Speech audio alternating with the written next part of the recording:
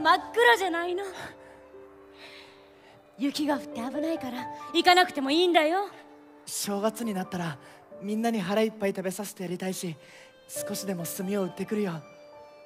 ありがとう。みーちゃん、今日も町に行くの？私も行く。ダメよ、炭治郎みたいに早く歩けないでしょ。母ちゃん、ついて行きたい。二人ともいい子にしてるんだよ。竹雄、できる範囲で構わないから少し気を切っといてくれ。そりゃあやるけどさ、一緒にやると思ってたのにさ。気をつけるのよ。行ってくる。それが根性の別れになるとはつゆ知らず。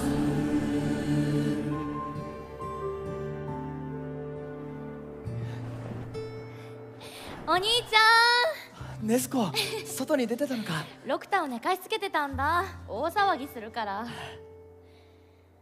お父さんが死んじゃって寂しいのよね。みんなお兄ちゃんにくっついて回るようになった。俺がもっとしっかりしないとな。いってらっしゃい。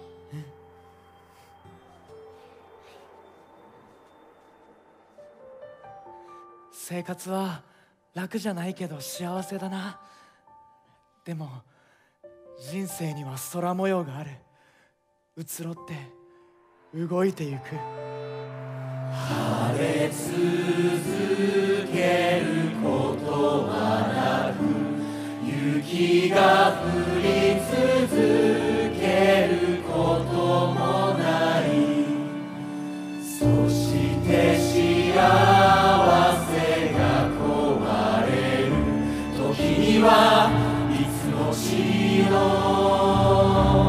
匂いがする。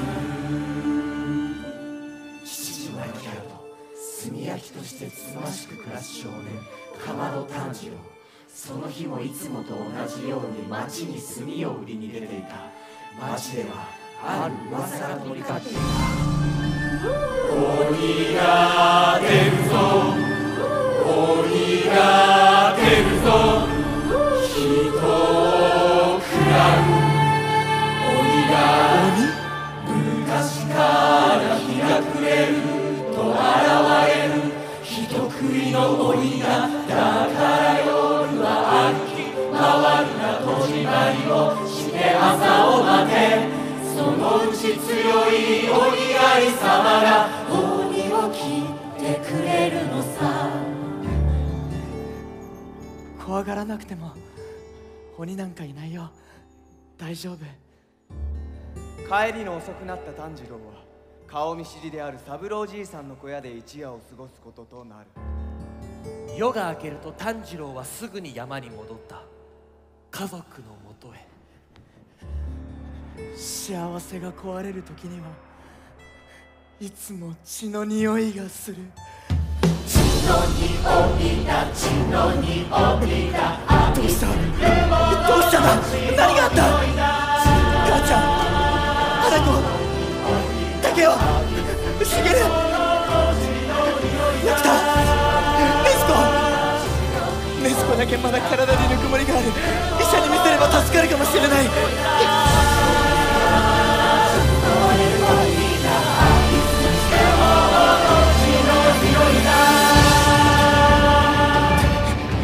なんでこんなことになったんだ。冬眠できなかったクマが出たのか。息が苦しい。凍てついた空気で肺が痛い。前に進め、もっと早く足を動かせ。まだまだ町まで距離があるんだぞ。急げ、死なせないからな。絶対助ける。兄ちゃんが助けてやる。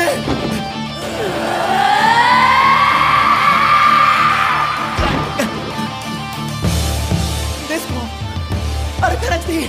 俺が町まで運んでやるから。ネスコ、鬼だ。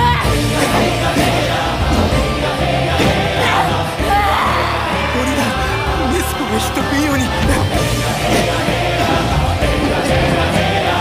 や違う、ネスコは人間だ。だけど匂いがいつものネスコじゃなくなってる。でもあれはネスコがやったんじゃない。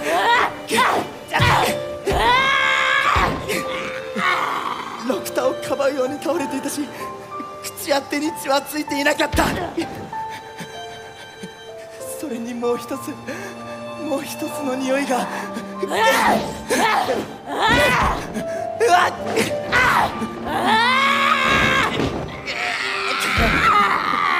力が強くなっていく。ネスコ、頑張れネスコ。痛かったろ、苦しかったろ、助けてやらなくてごめんな。でもこらえてくれ。俺になんかなるな。しっかりするんだ。頑張れ、頑張れ。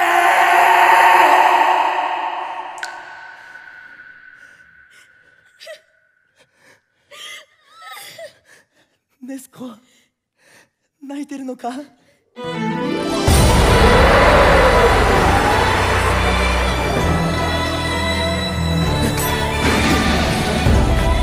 だ、誰だ。なぜかばう。妹だ、俺の妹なんだ。そうだ、妹か。ネスコ、動くな。俺の仕事は鬼を切ることだ。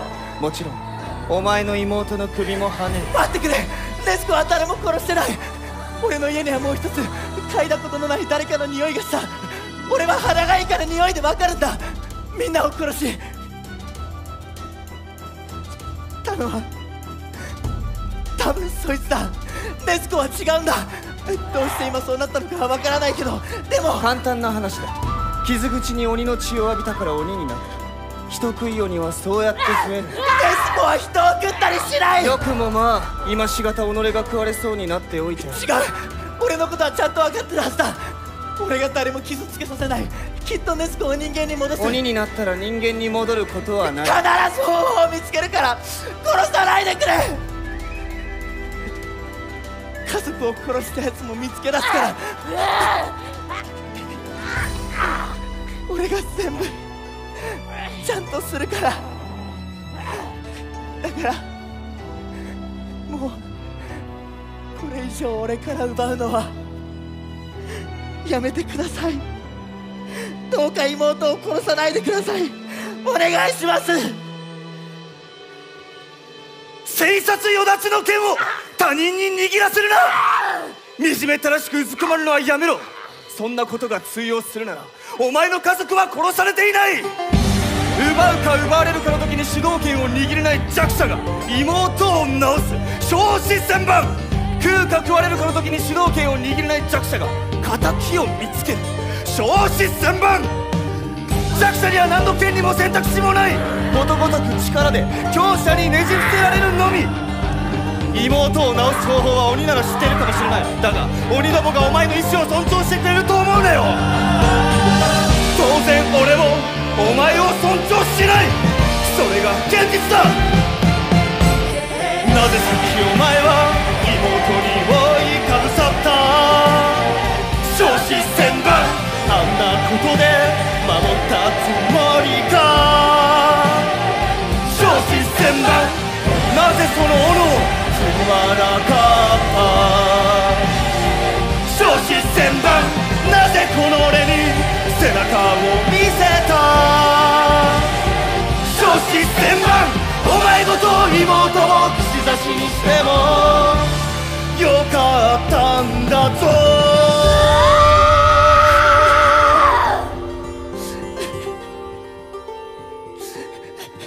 泣くな、絶望するな。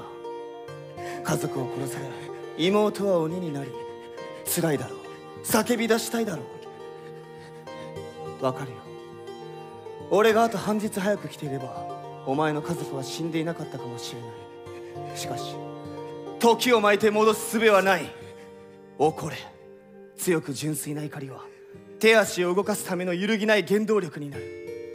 脆弱な覚悟では妹を守ることも治すことも家族の仇を討つこともできない。や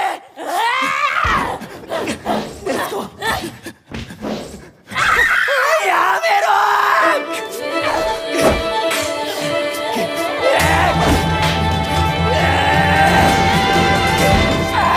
感情に任せた単純な攻撃。愚か！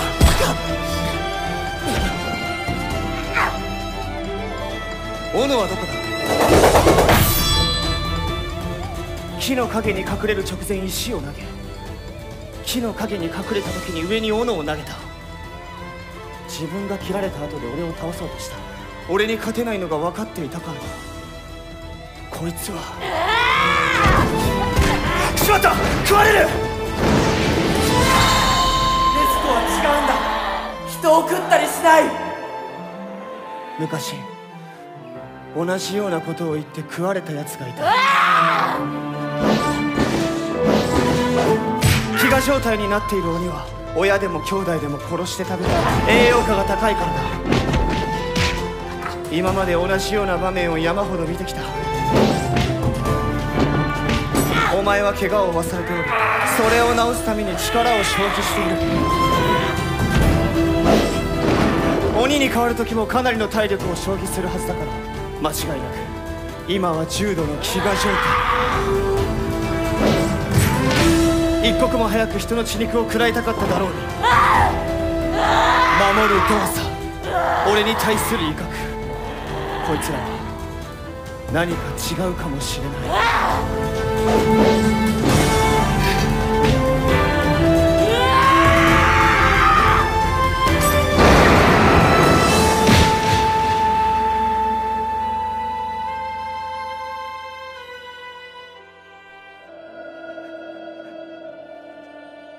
母ちゃん、竹雄、花子、茂、六太、ごめん、守れなくて。置き去りにしてごめんね、炭治郎。禰豆子、頼むわね。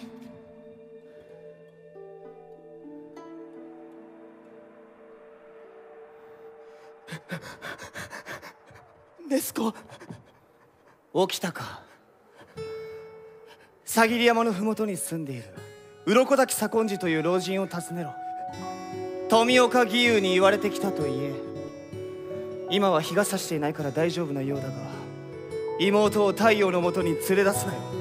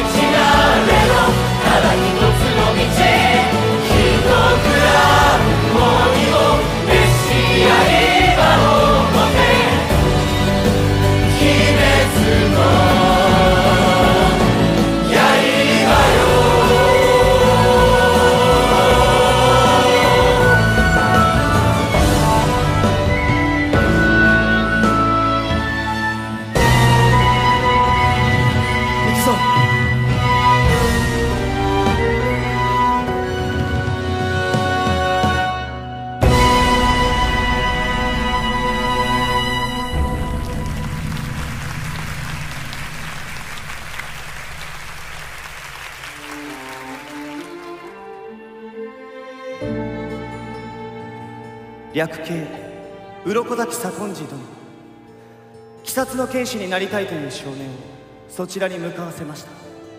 丸腰で私に挑んでくる度胸があります。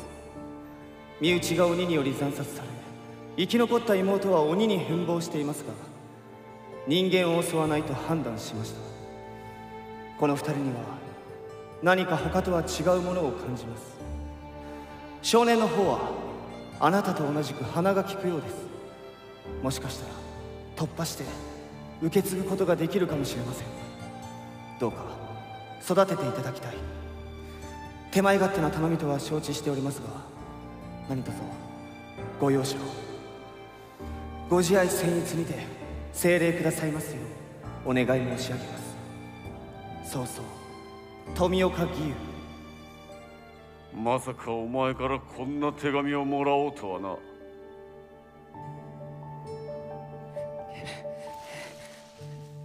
歩けるか禰豆子。富岡さんの言っていたさぎり山まではもう一つ山を越えなきゃならない。禰豆子は日が昇っている間は動けないから、夜の間に時間を稼がないといけないんだ。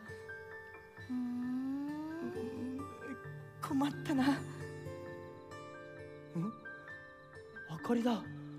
もしかしたらお堂か何かあるのかもしれない。行こう。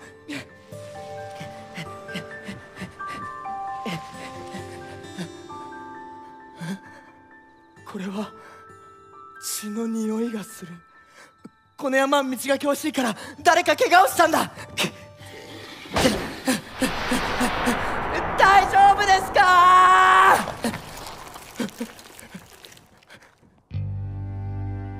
なんだおい、ここは俺の縄張りだぞ。俺の餌場割らしたら許さねえぞ。人食い鬼。妙な感じがするな。お前ら人間か！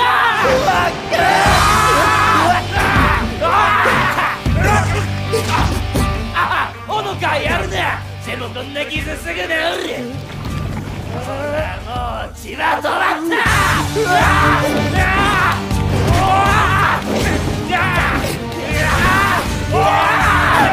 なんて力だ。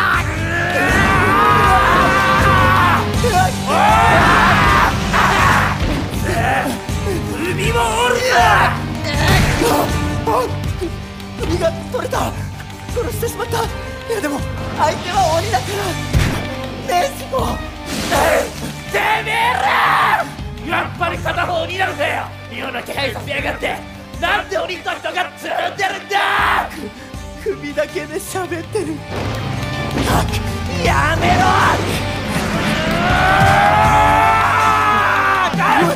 なんなんだ、頭に腕なんか生やして。こいつ叩いて。頭が叩いて。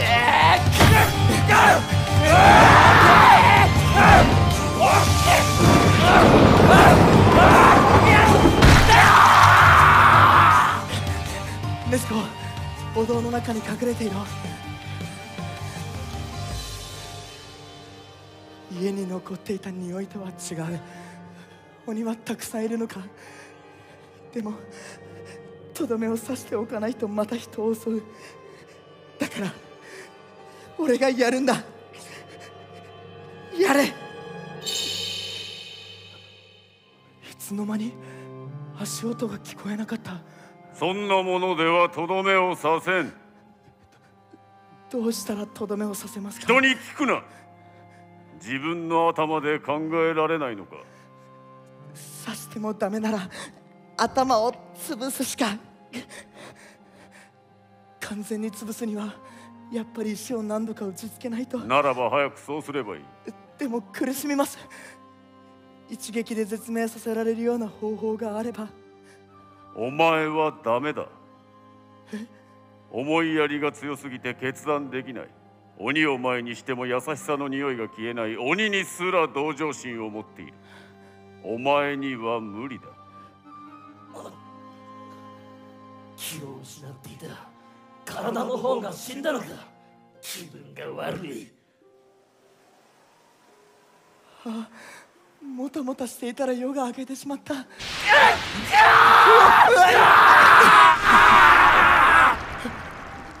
日に当たっただけであんなことに禰豆子が嫌がるはずだ。わしは鱗滝左近次だ。義勇の紹介はお前で間違いないな。はい、かまど炭治郎と言います。妹は禰豆子で。炭治郎、妹が人を食った時お前はどうする？判断が遅い。今の質問に間髪入れずに答えられなかったのはなぜか。覚悟が甘いからだ。妹が人を食った時にやることは2つ。妹を殺す。お前は腹を切って死ぬ。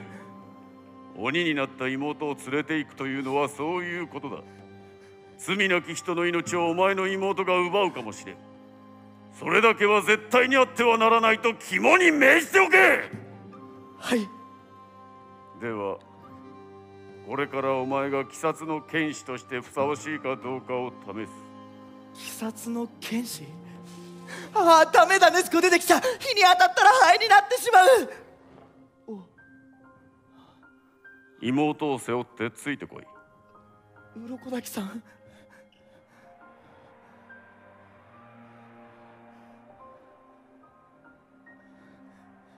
禰豆子、今からお前を背負って走る。揺れるだろうが辛抱してくれ。お前には辛抱ばっかりさせていたな。その着物だってくたびれてるから新しいのを買わないとダメだって言ったのに、下の子たちにたくさん食べさせてあげたいからって。きっと人間に戻してやる。きっといつか綺麗な着物を買ってやる。みんなにしてやれなかった分まで全部お前に。さあ行こう、禰豆子。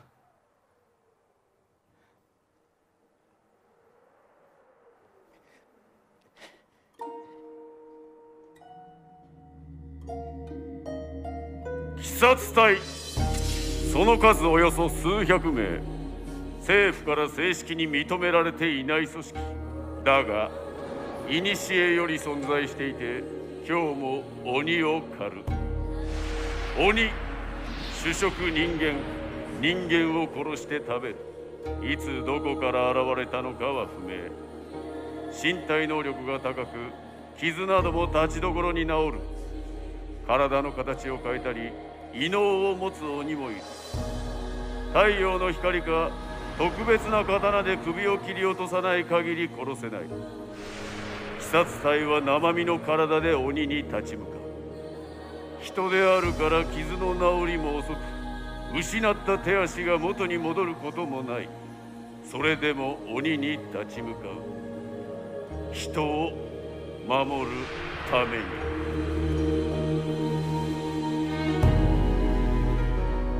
わしは育てだ。文字通り剣士を育てる。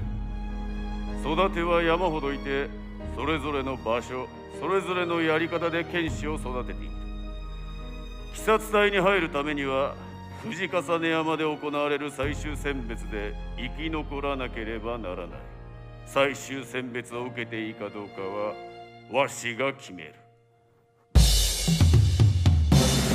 禰豆子に向けて今日から日記をつけることにした。鱗滝さんのところで鬼殺の剣士になるための訓練が始まったよ。せいや！最終選別で死なないために鍛え抜く。毎日さぎり山の山頂から下る。途中には鱗滝さんが仕掛けた罠が張り巡らされている。罠の匂いを嗅ぎ分ける。人の手で仕掛けられたものはかすかに匂いが違う。だからってそれを全部回避できるほど急に身体能力が高くなったりはしないけど、最初は罠にかかってばかりだったけど、今では随分避けられるようになってきた。体力が向上したのと、鼻が前よりも鋭く匂いを捉えられるようになったからだ。おい！刀は折れやすいと最初に言われた。刀には力をまっすぐに乗せること。もし折ったりしたらお前の骨も折るからなと低めに脅される。今日は転がし祭り。どんな体勢になっても受け身を取って素早く起き上がる訓練。俺はいつもすぐぶん投げられて地面に転がる。今日は呼吸法と型のようなものを習う。腹に力が入ってないって怒られてお腹をバンバン叩かれる。それから禰豆子が目覚めなくなって半年が経つ。鱗滝さんがすぐ医者を呼んで見せてくれたけど異常はなくて、でも眠り続けるのは明らかにおかしい。怖かった。朝起きたらコトンと死んでしまっているんじゃないか。そう考えない日はない。そしてさぎり山に来て1年後、突然言われた。もう教えることはない。わしが教えたことを消化できるかどうか、あとはお前次第だ。この岩を切れたら最終選別に行くのを許可する。それから鱗滝さんは何も教えてくれなくなった。俺は鱗滝さんに習ったことを毎日繰り返した。半年経っても岩は切れなかった。俺は焦る。まだ鍛錬が足りない。もっとやらないと。もっと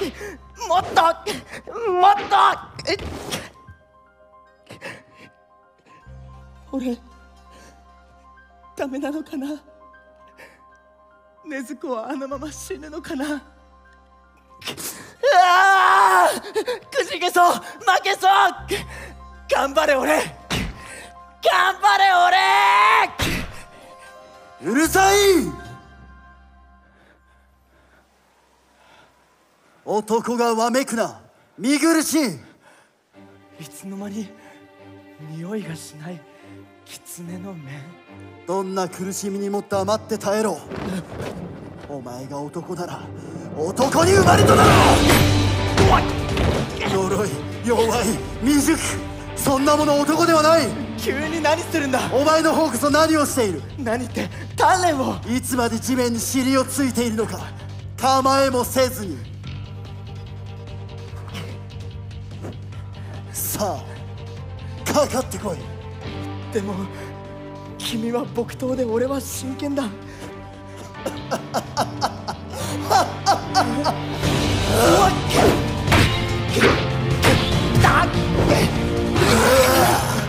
心配していただいてありがたいことだ。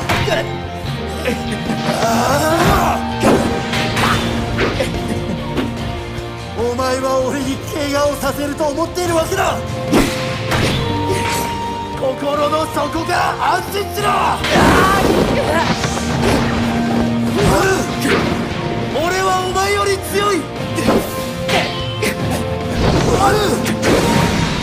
岩を切ってるからな。岩を切った。お前は何も自分のものにしていない。特に鱗滝さんに習った呼吸術、全集中の呼吸。鱗滝さんを知ってる。呼吸も。お前は知識としてそれを覚えただけだ。お前の血肉に叩き込め。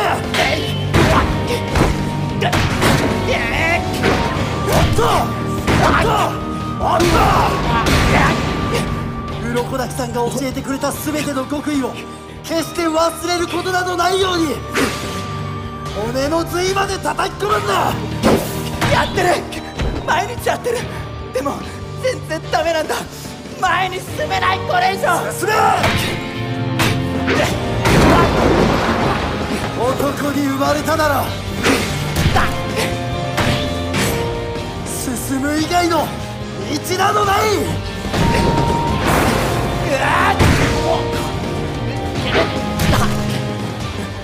お前の力を見せてみろ。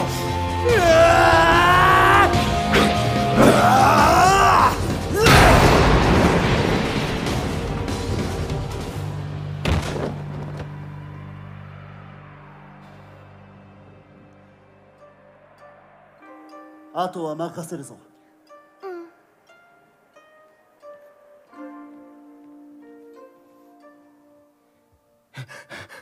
大丈夫？さっきの見たか。すごい一撃だった。無駄な動きが少しもない。本当に綺麗だった。あんな風になりたい。俺も。きっとなれるよ。私が見てあげるもの。その女の子はマコモと言った。あの少年はサビトだと教えてくれた。さらにマコモは俺の悪いところを指摘してくれた。無駄な動きをしているところや癖がついているのを直してくれる。なぜそうしてくれるのか、どこから来たのか聞いても教えてくれない。私たち鱗滝さんが大好きなんだ。この言葉はマコモの口癖だった。二人は兄弟ではない。孤児だったのを鱗滝さんが育てたそうだ。子供たちは他にもまだいるんだよ。いつも炭治郎を見てるよ。マコモは少し変わった子だった。言うことがふわふわしている。全集中の呼吸はね、体中の血の巡りと心臓の鼓動を速くするの。そしたらすごく体温が上がって人間のまま鬼のように強くなれるの。よくわからない。どうやったらできるかな。死ぬほど鍛える。結局それ以外にできることないと思うよ。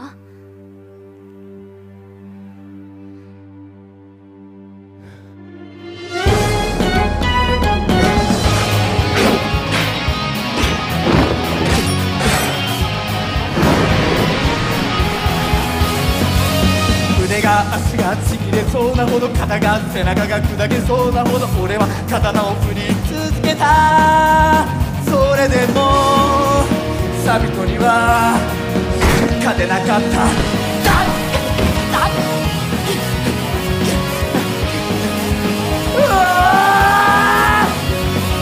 肺が心臓が破れそうなほど、息が命が燃えるほどに俺は刀を振り続けた。月日はただ流れ、半年ほどが過ぎた頃、その日俺が挑みに行くと、サビトが真剣をその手に持っていた。半年でやっと男の顔になったな。今日こそ勝つ。より強くより速い方が勝つ。より強くより速い方が勝つ。勝負は一瞬で決着する。この日この瞬間、初めて俺の歯が先にサビトに届いた。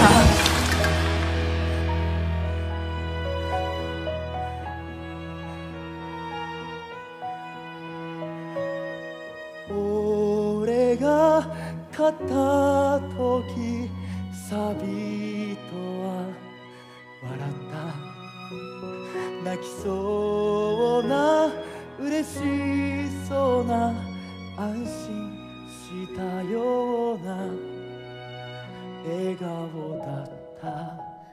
勝ってね炭治郎、あいつにも。気づくとサビトは消えていて、サビトの面を切ったはずの俺の刀は岩を切っていた。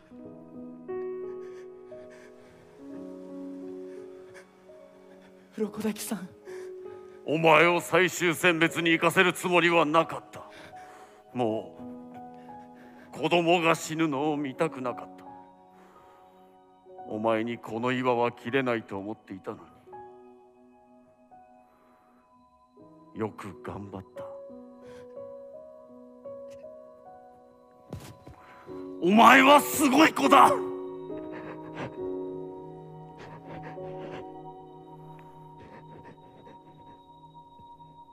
炭治郎、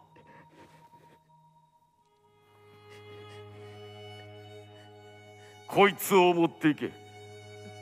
この刀は鬼の急所は首。しかし通常の刃物で切っても殺せない。鬼殺隊の持つ刀は特別な鋼で作られており、その名を日輪刀という。日輪刀。最終選別、必ず生きて戻れ。わしも妹もここで待っている。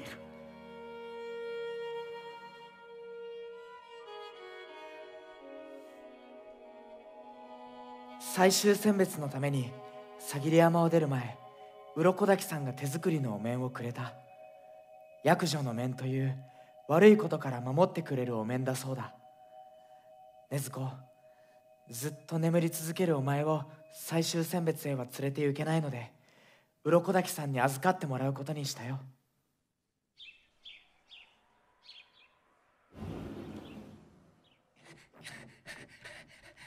行ってきます。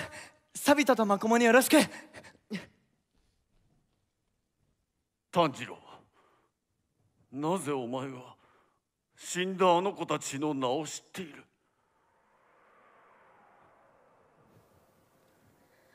サビト、炭治郎勝てるかな？わからない。努力はどれだけしても足りないんだよ。知ってるだろう。それはお前も。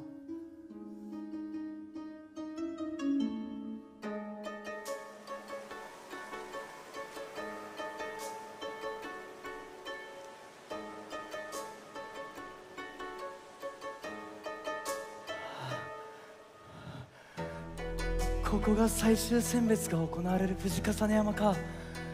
すごい。藤の花がたくさん咲いている。花が咲く時期じゃないはずなのに。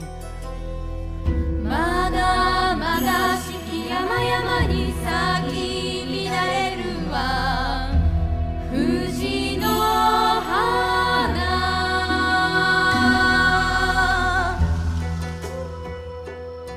俺の他にもこんなにいるのか。今宵最終選別に集いし皆様、この藤重山には代々より鬼殺の剣士様方が生け捕りにした鬼たちが閉じ込めしゆえに外に出ることかなわまじ。ここ山麓から山腹にかけて鬼どもの嫌う藤の花がとこしないに狂い咲き鬼を封じているのです。しかしここより先藤の花は咲いてなし、鬼どもがばっこするこの山で7日を生き抜いてくださいまし。それが最終選別の合格条件でございます。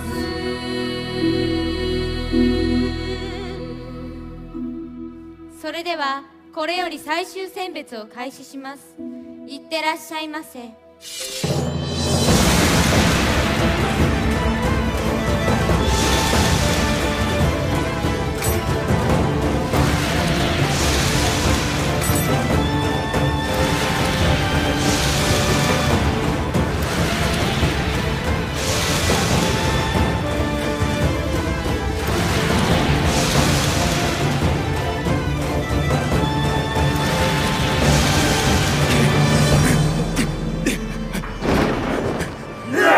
いきなり2人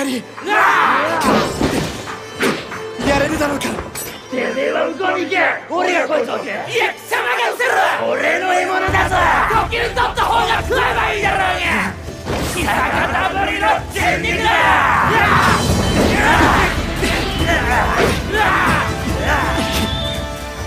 糸の匂い。そうだ、俺がサビトに勝った理由。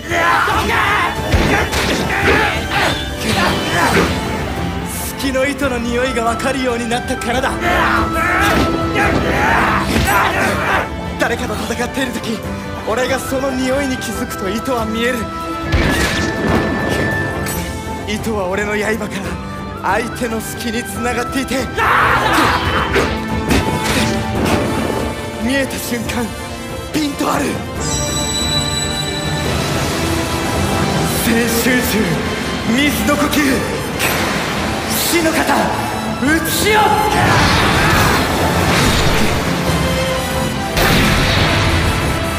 切れた。鬼に勝てた。鍛錬は無駄じゃなかったんだ。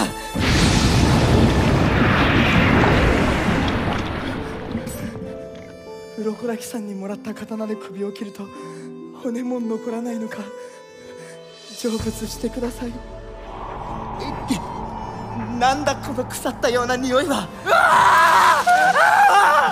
なんで大型の異形がいるんだよ。聞いてないこんなの。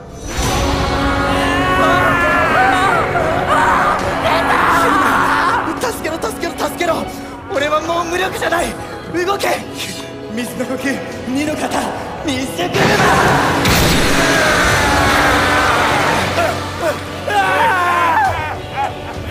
また来たな、俺の可愛いキツネが。キツネこそ今は明治何年だ。今は大正時代だ。年号が変わったらまただ。俺がこんなところに閉じ込められてる間に許さん。鱗だ姫、鱗だ姫、鱗だ姫、鱗だ姫。どうして鱗滝さんを。俺を捕まえたのは鱗滝だからな。忘れもしない47年前、あいつがまだ鬼狩りをしていた頃、江戸時代、いや慶応の頃だったが。江戸時代？嘘だ。そんなに長く生きてる鬼はここにはいないはずだ。でも俺はずっと生き残ってる。この富士の花の牢獄で50人は食ったな、ガキども。50人？覚えておけ炭治郎。基本的に鬼の強さは人を食った数だ。たくさん食った鬼は力が増して肉体を変化させ、怪しき術を使う者も出てくる。12、13、お前で14だ。何の話だ。俺が食った鱗滝の弟子の数だよ。あいつの弟子はみんな殺してやるって決めてるんだ。そうだな。特に印象に残ってるのは2人だな。1人は口に傷のある珍しい獅子色の髪の色をしたガキだった。一番強かった。もう1人は花柄の着物を着たすばしっこい女のガキだった。この鬼に殺されていた。でも俺は2人と。目印なんだよ、その狐の面が。悪女の面とか言ったか。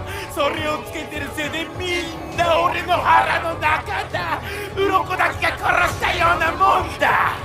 これを言った時、女のガキは泣いて怒ってたな。その後すぐに動きがガタガタになったからな。手足を引きちぎって、それから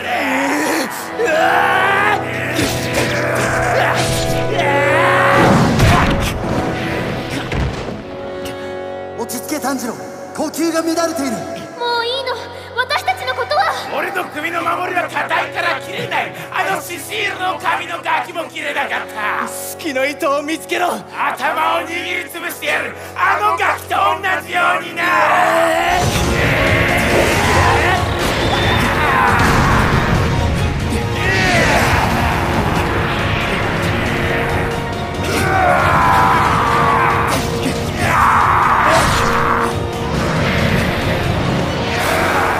やっぱり炭治郎も負けるのかな。あいつの首硬いんだよね。負けるかもしれないし勝つかもしれない。ただそこには一つの事実があるのみ。炭治郎は誰よりも硬く大きな岩を切った男だということだ。全集中、水の呼吸。この音、あの時鱗滝も同じ音を立てた。風が逆まくような音。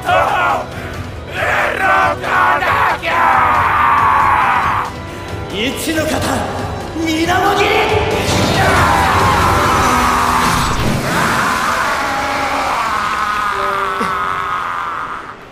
くそくそくそくそ。死ぬ。体が崩れて消えていく。止められない。どうせあいつも汚いものを見るような目で、蔑んだ目で俺を見るんだ。目を閉じるのが怖い。最後に見るのが鬼神の顔だなんて。どうしてこんなことに。悲しい匂い。兄ちゃん、怖いよ。夜に一人ぼっちだ。俺の手を握ってくれよ。いつものように。どうして俺は兄ちゃんを噛み殺したんだ。あれ、兄ちゃんって誰だっけ？おい、何してんだ？ずっと待ってたんだぞ。ほら、行くぞ。兄ちゃん、手握ってくれよ。しょうがねえな、いつまでも怖がりで。兄ちゃん。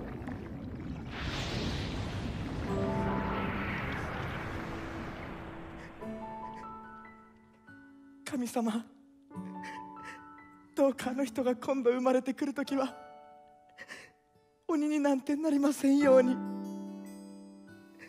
頑張ったね、炭治郎。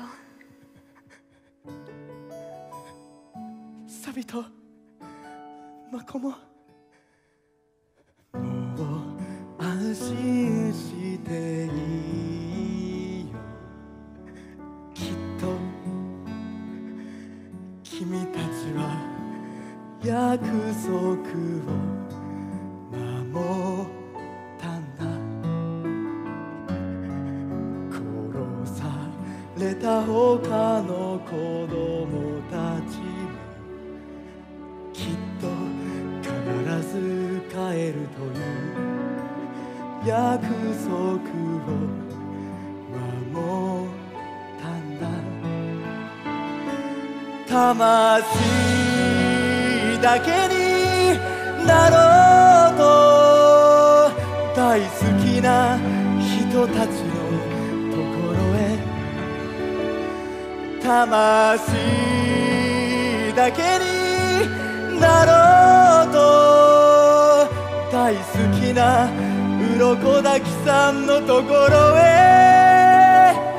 魂だけになろうと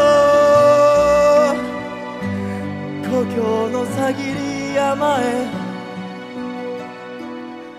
死んでいたら俺の魂もきっと帰っただろう。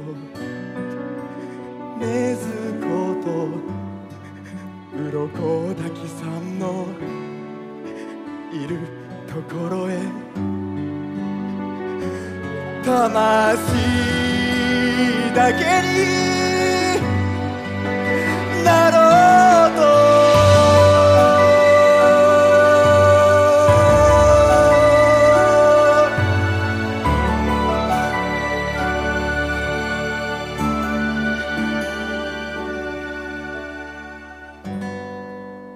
7日間の最終選別よりよくぞ生きてお戻りになられました。おめでとうございます。ご無事で何よりです。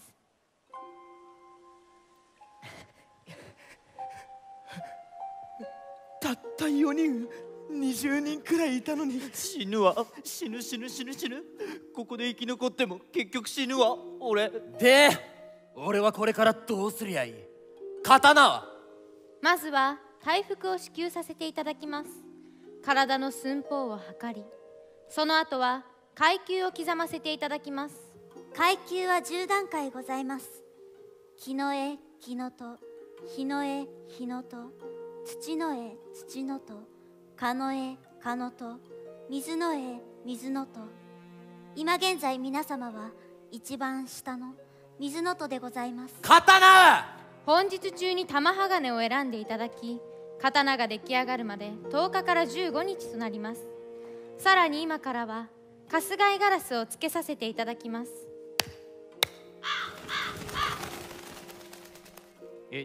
カラス？これスズメじゃねえ？春日井ガラスは主に連絡用のカラスでございます。どうでもいいんだよ、カラスなんて。刀だよ、刀。今すぐ刀よこせ。鬼殺隊の刀、色変わりの刀。おい、やめろ。この子から手を離せ。離さないなら折る。なんだてめえは。やってみろよ。おい、お話は済みましたか？では刀を作る鋼を選んでくださいませ。鬼を滅殺し己の身を守る鋼はご自身で選ぶのです。多分すぐ死にますよ、俺は。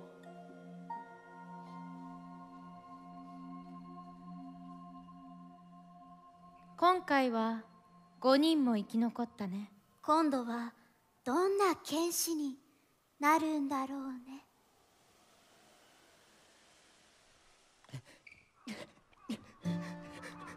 最終選別で8人の鬼に会ったけど、どの鬼もまともに会話できる状態じゃなかった。鬼が人間に戻る方法ちゃんと聞けなかった。ごめんな禰豆子、一刻も早く帰りたいのに藤笠の山を下り始めた頃から凄まじい疲労が来てどうしようもない。もう日が暮れてしまう。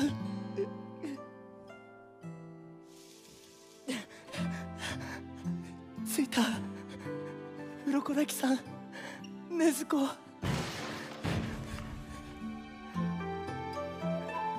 禰豆子、お前起きたのか？禰豆子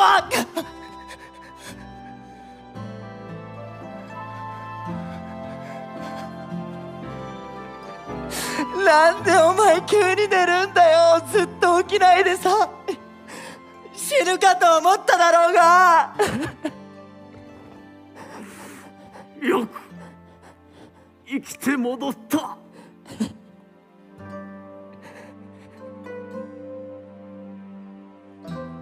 藤笠山から戻って15日ほどの時が過ぎた。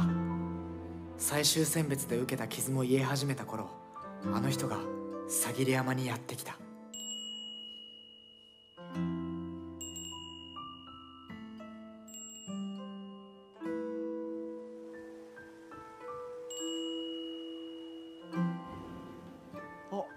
鱗滝さん、あの人かな？来たか。俺は鋼塚というものだ。かまど炭治郎の刀を打ったものだ。かまど炭治郎は俺です。これがお前の日輪刀だ。どうぞ中へ。俺が打った刀だ。お茶を入れますよ。日輪刀の原料である砂鉄と鉱石は太陽から一番近い山で取れる。正常非砂鉄、正常非鉱石、日の光を吸収する鉄だ。風呂敷が土で汚れると思うんですよ。陽光山は一年中日が差している。曇らないし雨も降らない。相変わらず人の話を聞かん男だな。ちょっととりあえず一旦立ちませんか？地べただから。うわ、ひょっとこの面。お前伯爵の子じゃねえか。こりゃ縁起がいいな。いや、俺は炭十郎と喜恵の息子です。頭の毛と目ん玉が赤みがかっているだろう。火仕事をする家でそういう子が生まれると縁起がいいって喜ぶんだぜ。そうなんですか。知りませんでした。こりゃ刀も赤くなるかもしれんぞ。なあ、鱗滝。ああ。赤くなるって？日輪刀は別名色変わりの刀といってな、持ち主によって色が変わるのさ。さあさあ、刀を抜いてみな。はい。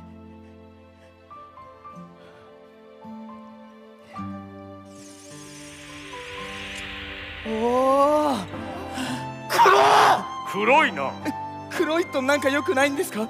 不吉ですか？いや、そういうわけではないが、あまり見ないな、漆黒は。俺は鮮やかな赤い刀身が見れると思ったのに。危ない。落ち着いてください。何歳ですか？37ぞ。かまど炭治郎、東京府浅草に迎え、鬼狩りとしての最初の仕事である。仕事？浅草で夜ごと人々が消えている、鬼が潜んでいるという噂、心してかかれ。はい。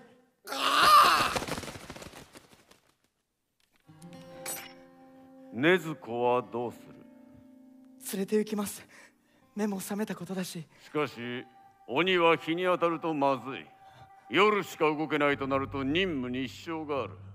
それに憶測だが、禰豆子は人の血肉を食らう代わりに眠ることで体力を回復しているのかもしれない。となればまたいつ眠るかわからない。でももう離れ離れになるのは禰豆子は俺が守ります。それならばこの箱に妹を入れて連れて行けばいい。昼間妹を背負う箱だ。非常に軽い切雲杉という木で作り、岩漆を塗って外側の強度を固めてある。鬼は多少なら体の大きさを変えられる。このぐらいの大きさがあれば十分入れるだろう。ありがとうございます。いつまでそんな格好でいる。早く支給された大服に着替えてこい。はい。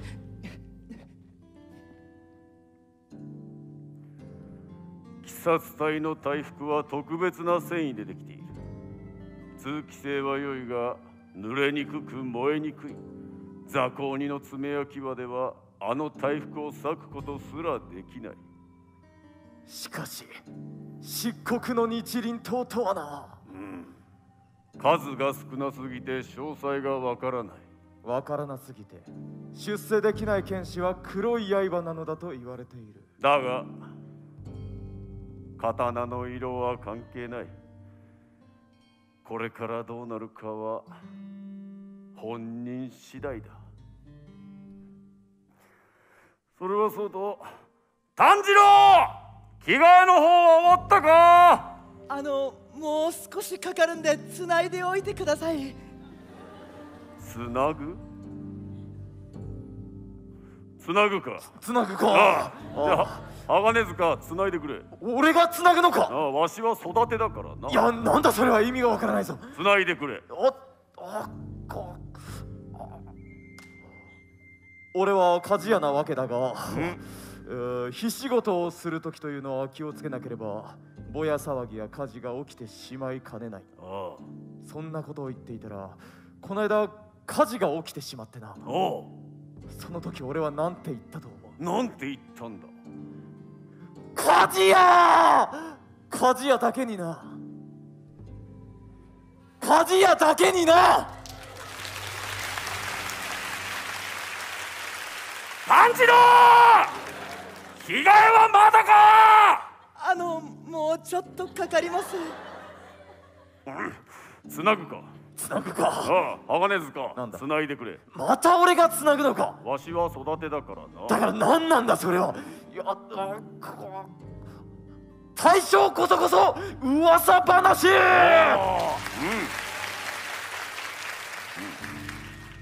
炭治郎の連れている春日井ガラス、なお天王寺松右衛門という。それで立派な名前だ。炭治郎！お待たせしました。遅いぞ！なかなか様になっているな。禰豆子は中に入ってるか？はい、中に。どれ？おお、禰豆子。よし、これで安心だ。これよりお前は家族の敵を取り、妹を人間に戻すための旅に出る。はい。人間を鬼に変えられる血を持つ鬼はこの世でただ一体のみ。今から1000年以上前、一番初めに鬼となったもの。つまりそれがお前の家族の敵だ、炭治郎。さらにそいつならば妹を人間に戻す方法を知っているとわしは思っている。その鬼の名は鬼仏寺無惨。鬼仏寺無惨。今からお前は鬼と戦うことになる。鬼の中には血気術という特殊な術を使う者もいる。今後はそのような異能の鬼とも戦うことになるだろう。覚悟ができているならば行け。はい、行ってきます。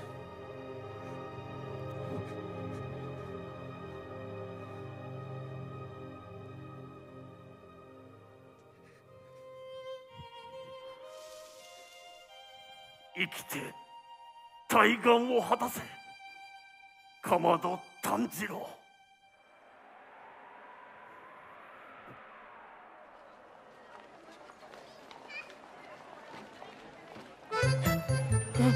すごごいな。街はこんなに発展してるのか。夜なのに明るい建物とか、なんだあれ。都会ってめまいがする。さあさようこそいらっしゃい、夜の浅草中見世通り、雲に届き四十二階、凌雲閣はお膝元、雷門を横目に眺めりゃ大正ロマンの音がする。所狭しと立ち並ぶ飯屋によろずや芝居小屋、路面電車が行き交えば大正ロマンの音がする。ほらさ道行くそこの方、山かけうどんもいっぱいどうだい。さあさようこそいらっしゃい、夜の浅草大にぎわい、大正ロマンの音がする。はい。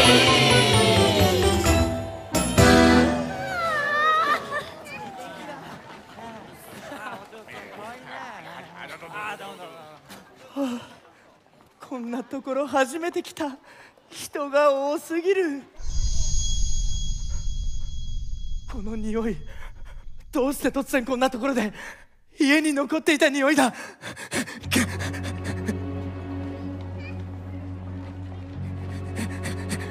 すいません、ちょっとすいません、通ります。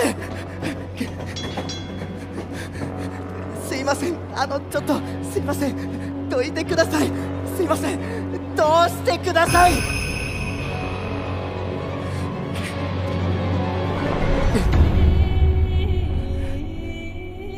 鬼物人無惨、こいつが。お父さん。誰？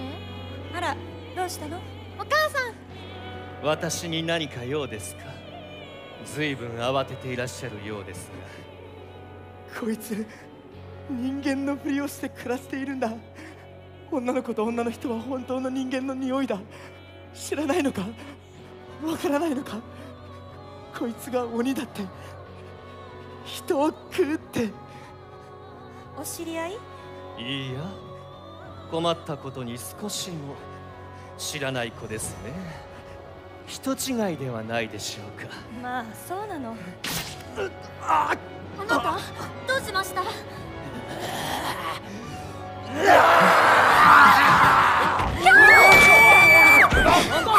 なた！奥さん、こちらよりも自分のこと。傷は致命傷じゃない。傷口に布を当てて強く押さえてください。大丈夫、きっと何とかする。この人は誰も殺してない。レイさん、危険だ。向こうへ行こう。鬼物人無惨、俺はお前も逃がさない。どこへ行こうと地獄の果てまで追いかけて、必ずお前の首に刃を振るう。絶対にお前を許さない。あの耳飾りは。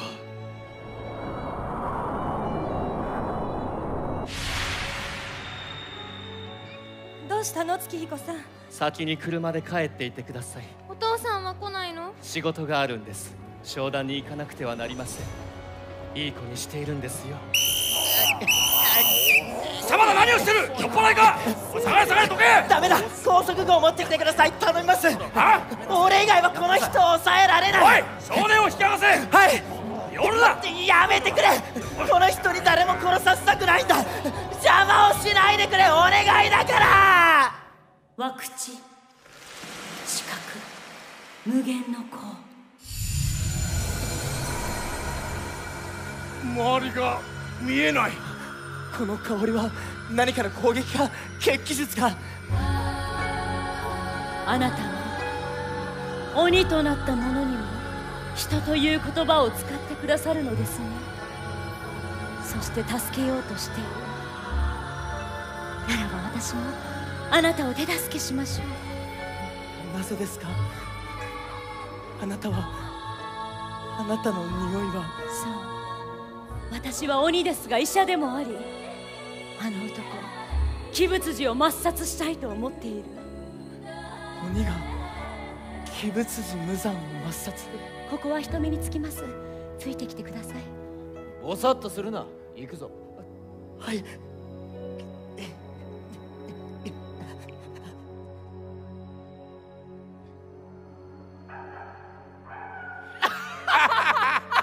飲みすぎだよ、飲みすぎだよ、もう。もう一軒行くの、もうしょうがねえな。ああ、もうなんだてめえ。すみません。おい待て。申し訳ないが急いでおりますので。おいおい、ずいぶんいい服着てやがるな。お前気に入らねえぜ。あなんだ、顔色悪いじゃねえか。青白い顔しやがって。今にも死にそうじゃねえか。やっちゃん、てめえ、弟に何しやがんだ。あんた死んでるよ。やっちゃんが息してない。あ、この野郎。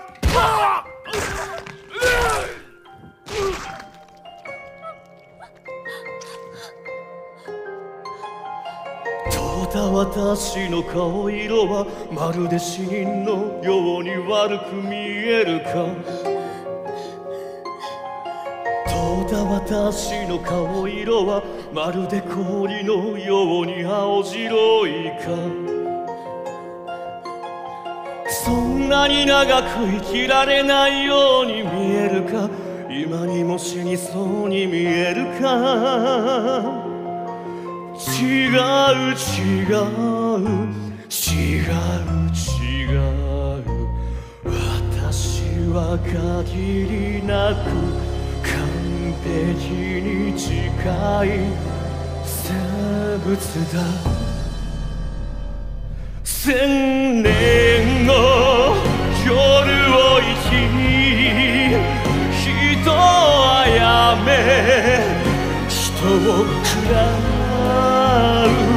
千年の夜を生き我が血を与え鬼を生む。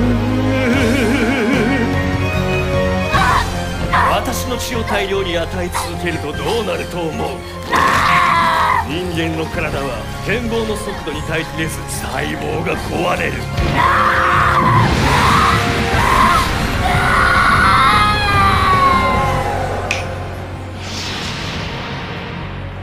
何なりとお申し付けを。耳に花札のような飾りをつけた鬼狩りの首を持ってこい。いいな。はあ。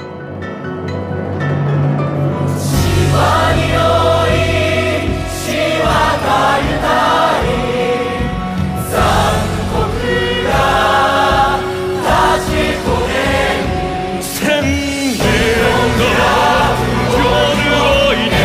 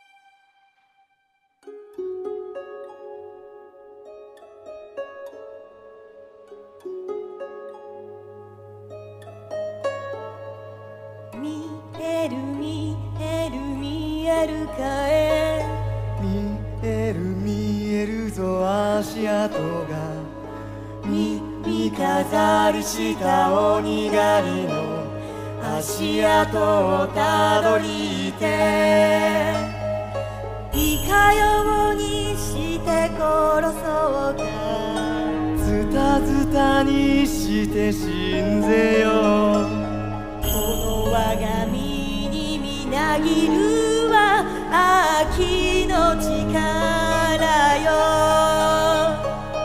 あの方に血を分けていただいたからじゃ。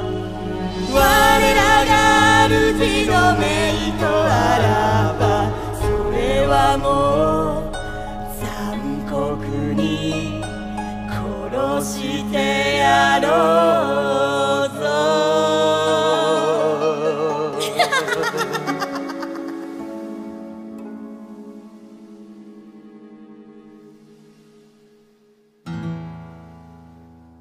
お任せしてしまいすみません。この方は大丈夫ですよ。ご主人は気の毒ですが拘束して地下牢に。人の怪我の手当てをして辛くないんですか？鬼の俺たちが血肉の匂いによだれを垂らして耐えながら人間の治療をしていると。よしなさい。なぜ暴力を振るうの？名乗っていませんでしたね。私は玉代と申します。その子はゆしろ。仲良くしてやってくださいね。仲良くなどできません。鬼を連れている者など。しかも仕込めだ。仕込め？醜いってことか？誰が？お前の連れている鬼だ。なあ！禰豆子が仕込めるはずないだろ。よく見てみろこの顔立ちを。町でも評判の美人だったんだ。どこからどう見ても仕込めだ。よしなさいゆしろ。はい。治療は辛くはないですよ。普通の鬼よりかなり楽かと思います。私は私の体を随分いじっていますから。鬼仏寺の呪いも外しています。呪い？人を食らうことなく暮らしていけるようにしました。体をいじったって？人の血を少量飲むだけで事足りるようにしたのです。血を？それは不快に思われるかもしれませんが、金銭に余裕のない方から輸血と称して血を買っています。もちろん彼らの体に支障が出ない量です。そうか。だからあなたたちからは鬼特有の異臭がしないんですね。ゆしろうはもっと少量の血で足ります。この子は私が鬼にしました。え、あなたがですか？でも。そうですね。鬼仏寺以外は鬼を増やすことができないとされている。それはおおむね正しいです。200年以上かかって鬼にできたのはゆしろうただ一人ですから。200年以上？玉代さんは何歳ですか？女性に年を聞くな無礼者。ゆしろう、次にその子を殴ったら許しませんよ。はい。一つ誤解しないでほしいのですが、私は鬼を増やそうとはしていません。不治の病や怪我などを負って余命いくばくもない、そんな方にしかその処置はしません。その時は必ず本人に鬼となっても生きながらえたいか尋ねてからします。信じられませんか？あなたからは嘘偽りのない清らかな匂いがする。玉代様の匂いを勝手に嗅ぐな。ゆしろう。はい。俺は鼻が利くんです。あなたは信用できる。ありがとう。玉代さん、鬼になってしまった人を人に戻す方法はありますか？鬼を人に戻す方法はあります。教えてください。寄ろうとするな玉代様に。ゆしろう。投げたのです。玉代様、殴ってません。どちらもダメです。どんな傷にも病にも必ず薬や治療法があります。ただ今の時点では鬼を人に戻すことはできない。ですが必ずその治療法を確立させたいと思っています。そのためにはたくさんの鬼の血を調べる必要がある。あなたにお願いしたいことが2つあります。1つ、妹さんの血を調べさせてほしい。禰豆子の血を？ 2つの願いを聞いて、1つ目の願いは彼女の血の秘密を解き明かしたい。鬼に変わり果てた彼女が人の血肉も獣の肉も口にせずに2年の間眠り続その身に何が起きたのか。まがまがしき鬼が人を食らわずあり続ける。この奇跡は今後の鍵となるでしょう。禰豆子。そしてもう一つ、できる限り鬼物児の血が濃い鬼から血液を採取してきてほしい。二つの願いを聞いて、二つ目の願いはきっと過酷なものとなるでしょう。鬼物児の血が濃い鬼とはすなわち鬼物児により近い強さを持つ鬼。そのような鬼から血を取るのは容易ではありません。それでもこの願いを聞いてくださいますか。それ以外に道がなければ俺はやります。玉代さんが薬を作ってくれるなら、禰豆子だけじゃなくもっとたくさんの人が助かりますよね。そうね。顔は絡める。ユシロ、ん？どうしました？この気配、誰かが血気術の結界を破ろうとしている。まずい、伏せろ！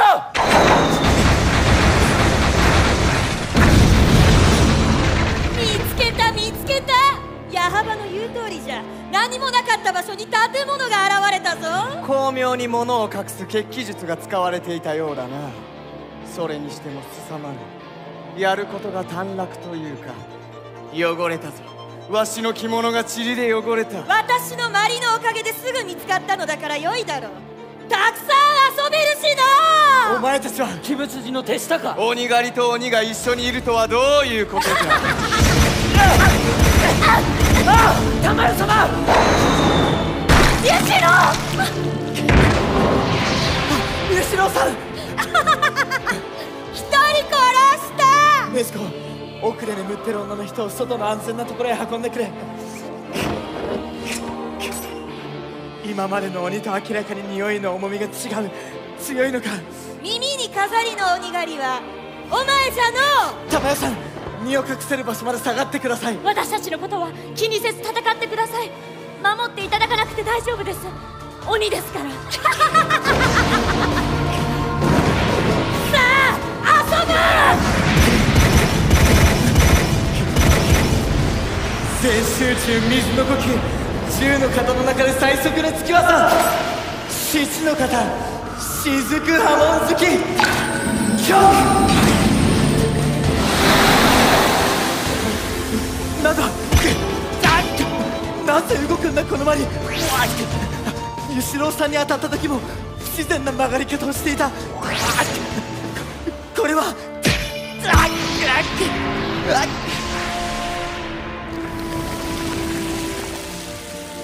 玉代様、俺は言いましたよね。鬼狩りに関わるのはやめましょうと最初から。俺の目隠しの術も完璧ではないんだ。建物や人の気配は隠せるが存在自体を消せるわけではない。人数が増えるほど痕跡が残り、鬼物児に見つかる確率も上がる。あなたと2人で過ごす時を邪魔する者が俺は嫌いだ。大嫌いだ。許せない。面白いの、楽しいの。12気づきである私に殺されることを光栄に思うがいい。12気づき？鬼物児直属の配下です。遊び続けよう。朝になるまで命尽きるまで。ここで私の血気術を使うと炭治郎さんもかかってしまう。このままでは。玉屋さん、後ろさん、私たちは治りますから気にしないで。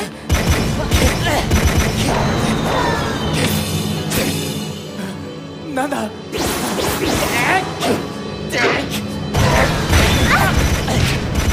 どこにも当たってないのに軌道が変わった。おい間抜けの鬼狩り、矢印を見れば方向がわかるんだよ。矢印？矢印を避けろ。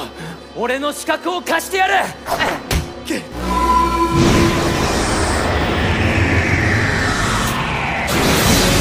見えた。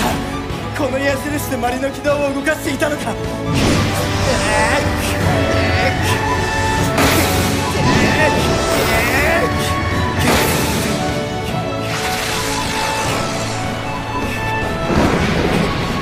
水の呼吸、三の型、流々舞。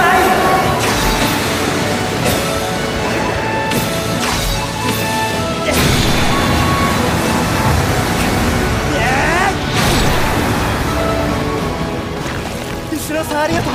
俺にも矢印見えました。もう一匹の鬼の血気術だ。術を暴いたからとて逃れることはできんぞ。ネスコ、なぜ人間の分際で鬼を連れてる。気休めかもしれんが、禰豆子が眠っている間に暗示をかけた。人間は皆お前の家族。人を傷つける鬼を許すな。暗示は酷なことかもしれん。だが禰豆子は今鬼だ。つまり炭治郎。必ずしもお前が守ってやらねばならぬほど弱いわけではない。いいのか任せても。禰豆子が2人を守ってくれれば攻撃に専念できる。玉屋さん、この2人の鬼は鬼物人近いですか。おそらく。では必ずこの2人から血を取ってみせます。玉屋様、今のうちにあいつらをおとりにして逃げましょう。冗談です。気をつけろ。もしそいつらが本当に12気づきなら、まず間違いなくお前が今まで倒した奴らより手強いぞ。はい、わかりました。気をつけつつ少しも油断せずマスターを今まで。はい、頑張ります。矢印はお前の命の行く先、地獄への道しるべぞ。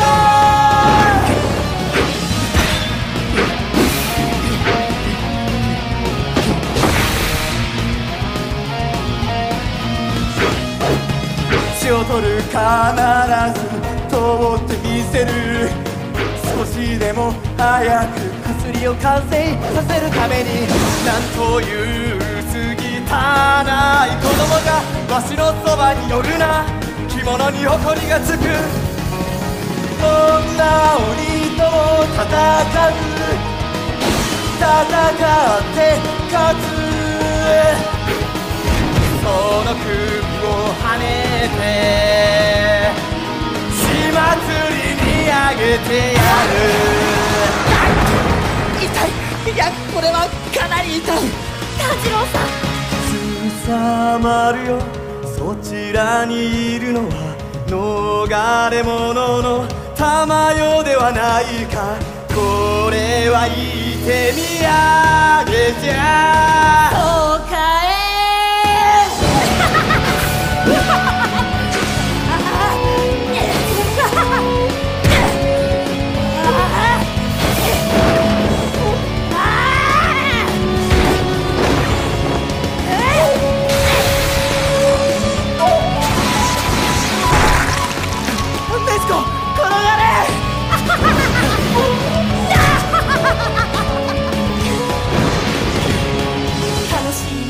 楽しいの。首を4つ持ち帰ればよいのかの。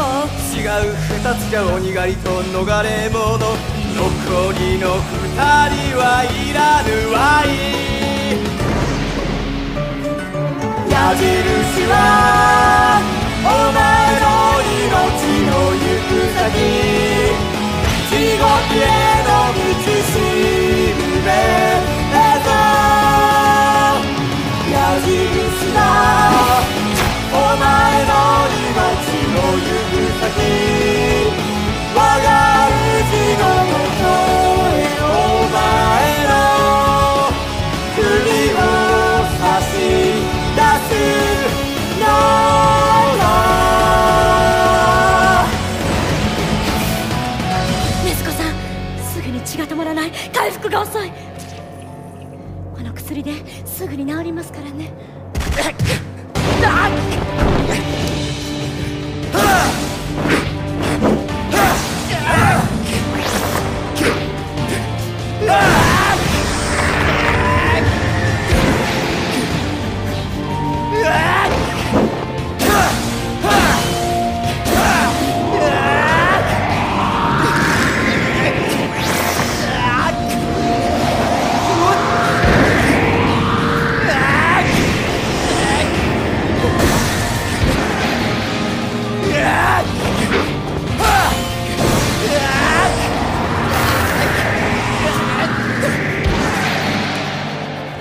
どうする？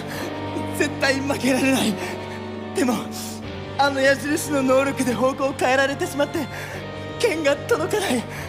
そしてちょっと申し訳ないけど手の目玉気持ち悪いな。申し訳ないけど全てがわしの思う方向じゃ。歯が触れた瞬間に矢印の方向へ飛ばされる。反撃しなければ。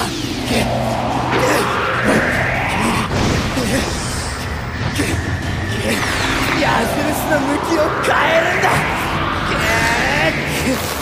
技の応用だ。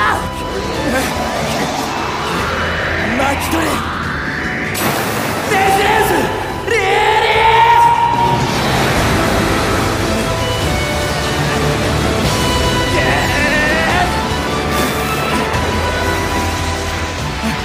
矢印の方向に入った。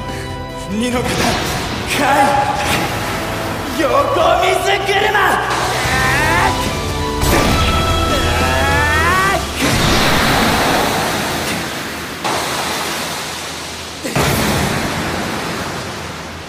やった。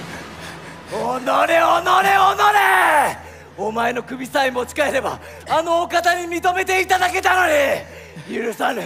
汚い土にわしの顔をつけよってお前も道連れじゃ。しまった。次々に技を払って受け身を取らないと体がぐちゃぐちゃだ。死の方撃ちよ。体に圧がかかって刀を触れない。出せ技を出せ。こんなところでやられるな。水車雫波紋突き水面切り撃ちよエンジレンス。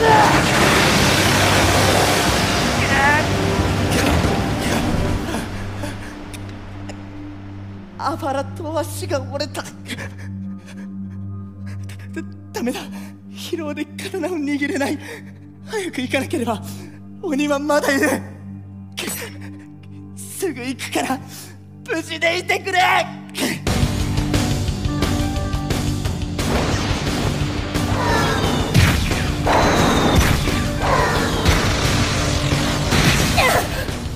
このガキ蹴り返すようになってきた。玉代様、これは。私が使ったのはただの鬼専用の回復薬です。体を強化する作用はない。禰豆子さんは人の血肉も食らわずに自分の力で急速に強くなっている。しかし相手もつわもの。なんとかしなければ。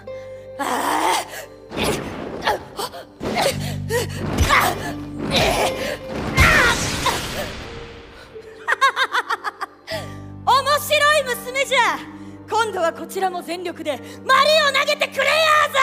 12期月のお嬢さん、あなたは鬼物児の正体をご存知ですか？何を言う逃れ者めが。あの男はただの臆病者です。いつも何かに怯えている。貴様やめろ。鬼が群れることができない理由を知っていますか？鬼が共食いする理由。鬼たちが束になって自分を襲ってくるのを防ぐためです。そのように操作されているのです。あなた方は黙れ黙れ黙れ。あの方はそんな小物ではない。あの方の能力は凄まじいのじゃ。誰よりも強鬼仏寺様は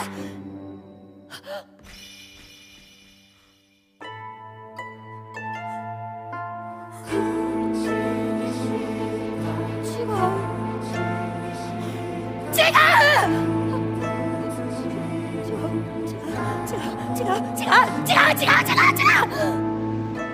これはお前の血気術か。白日の魔法、脳の機能を低下させ、虚偽を述べたり秘密を守ることが不可能になる自白剤のようなもの。呪いが発動する。かわいそうですが、さようなら。どうして私の名を口にした？違うんです。これは言ったはずだ。喋ってはいけない。私のことを誰にも喋ってはいけない。喋ったらすぐにわかる。私はいつ君を見ていると。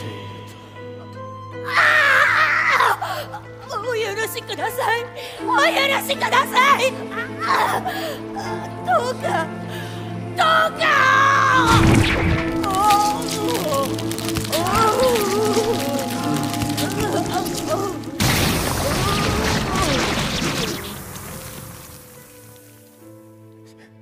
死んでしまったんですか？間もなく死にます。これが呪いです。鬼が鬼仏寺の名や彼に関することを口にすると、体内に残留する鬼仏寺の細胞に肉体を破壊される。基本的に鬼同士の戦いは不毛です。致命傷を与えることができませんから。日の光や鬼殺の剣士の刀以外は。しかし鬼仏寺は鬼の細胞を破壊できるようです。玉代様の術を吸い込むなよ。人体には害が出る。炭治郎さん、この方は十二鬼月ではありません。十二鬼月は眼球に数字が刻まれている。この方にはない。もう一方もおそらく十二鬼月ではないでしょう。弱すぎる。弱すぎる。あれで血は取りました。私は禰豆子さんを見ます。薬を使った上に術まで吸わせてしまったのでごめんなさいね。頭の悪い鬼もいたものだな。玉代様のお体を傷つけたんだ。当然の報いだが、もうあとは知らんぞ。布は自分で持て。俺は玉代様から離れたくない。少しも。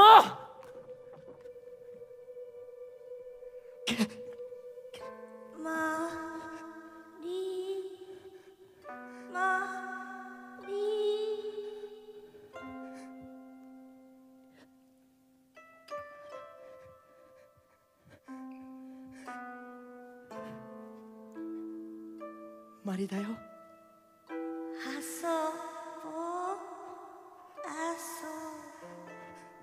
小さい子供みたいだ。たくさん人を殺しているだろうに。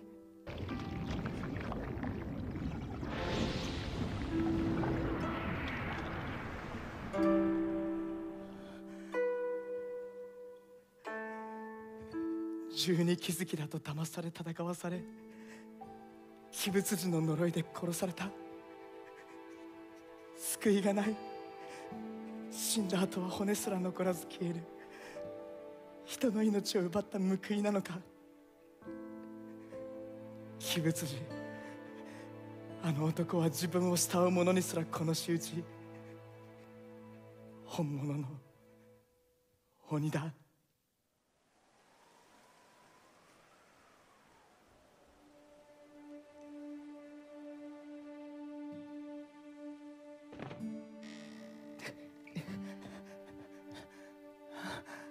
禰豆子、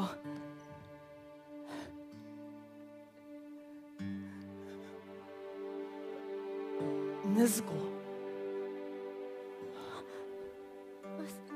先ほどから禰豆子さんがこのような状態なのですが、大丈夫でしょうか？大丈夫です。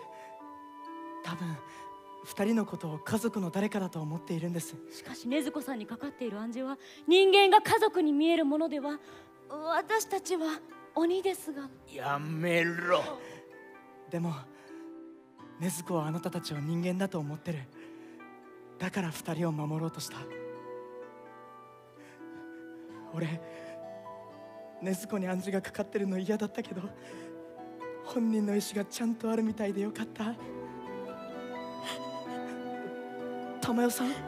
珠代様が泣いている。すいません。ほら、禰豆子、離れるんだ。失礼だから。ありがとう、禰豆子さん。ありがとう。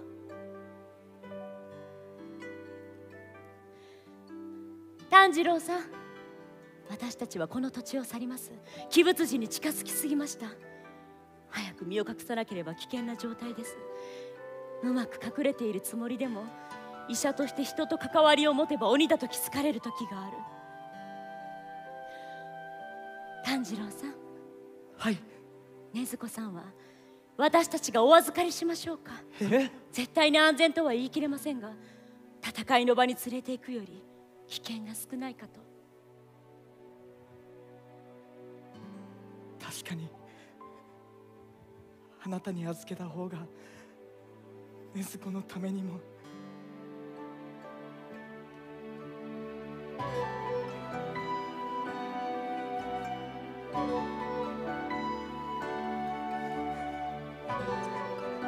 ありがとうございます。でも俺たちは一緒に行きます。離れ離れにはなりません。もう二度と。わかりました。では武運長久を祈ります。じゃあな、俺たちは痕跡を消してから行く。お前らもう行け。はい。炭治郎、お前の妹は美人だよ。ありがとう、石郎さん。お達者で。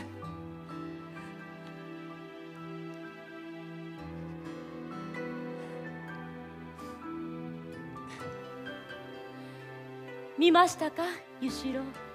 どうしたんです？禰豆子さんとつないだ炭治郎さんの手、痛ましい手、固く鍛え抜かれた分厚い手、少年の手ではありませんでした。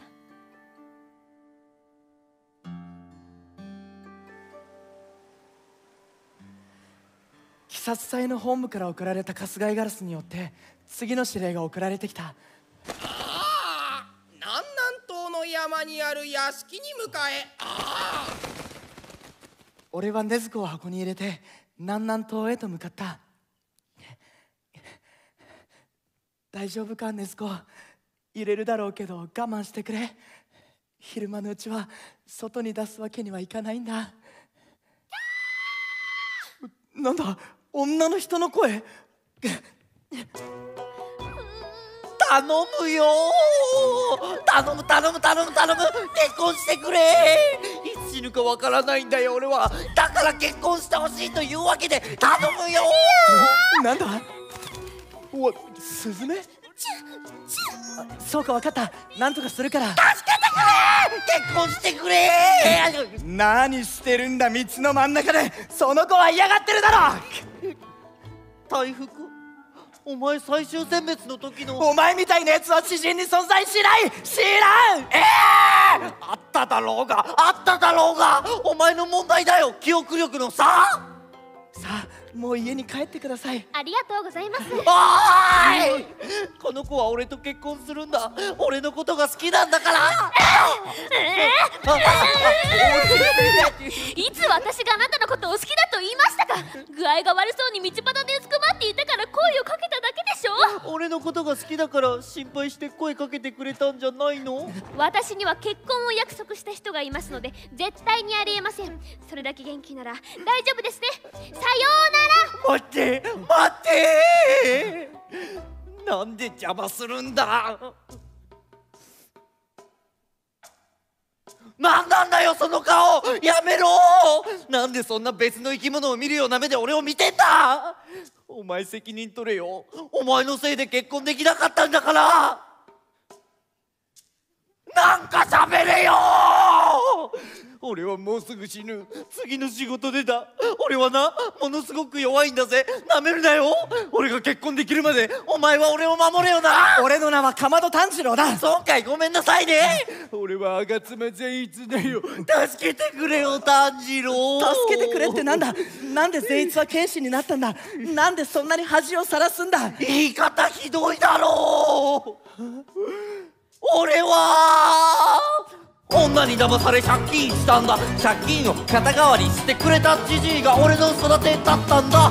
毎日地獄の鍛錬、死んだ方がマシだってくらいの鍛錬、最終選別でしてると思った。だけど運よく生き残るから未だに地獄の日々なんだぜ。あー怖い怖い怖い怖い、めちゃくちゃ怖いめちゃくちゃ怖い。あー怖い怖い怖い怖い、めちゃくちゃ怖いめちゃくちゃ怖い。いやーいやー助けてくれよ。いやーいやー助けてくれよ。どうしたんだ、大丈夫か。善逸の気持ちもわかるが、スズメを困らせたらダメだ。困ってたスズメ、なんでわかるんだ。いや、善逸がずっとそんな風で仕事に行きたがらないし、女の子にはすぐちょっかい出す上にいびきもうるさくて困ってるって言ってるぞ。言ってんの？鳥の言葉わかるのかよ。嘘だろ、俺を騙そうとしてるだろう。ああ、駆け足炭治郎善逸走れ、共に向かえ次の場所まで。いやー、カラスが喋ってる。どうやら俺たち共同で仕事するみたいだな。南南東の山の中にある屋敷だ。そこに鬼が出たって。よし行こう善逸。早くしないと日が暮れて鬼の活動が活発になってしまう。おい待ってくれよ。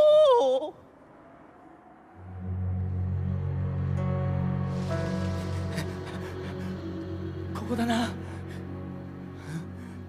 これはどうしたんだよ。血の匂いがする。何か匂いする？この匂いは今まで嗅いだことがない。それより何か音しないか？音？どうした？こんなところで何してるんだ？何かあったのか？ここは二人の家？違う、化け物の家だ。兄ちゃんが連れてかれた。夜道を歩いてたら俺たちには目もくれないで兄ちゃんだけ。この家の中に入ったんだな。二人で後をつけたのか。偉いぞ、頑張ったな。兄ちゃんの血の跡をたどったんだ。怪我したから。大丈夫だ、俺たちが悪いやつを倒して兄ちゃんを助ける。本当に？きっと。なあ、この音何なんだ？気持ち悪い音。鼓かこれ？音なんて。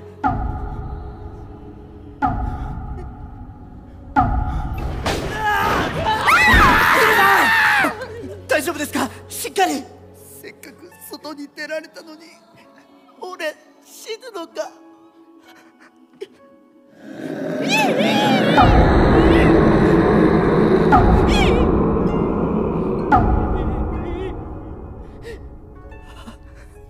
死んでしまった。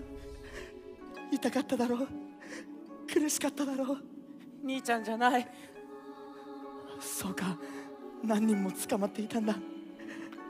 すいません、戻ってきたら必ず埋葬します。善逸、行こう。そうか、分かった。いやー、なんだよ、なんでそんな般若みたいな顔するんだよ。行くよ。無理強いするつもりはない。行くよ。もしものためにこの箱を置いていく。いや、何かあっても二人を守ってくれるから。さあ行くぞ善逸。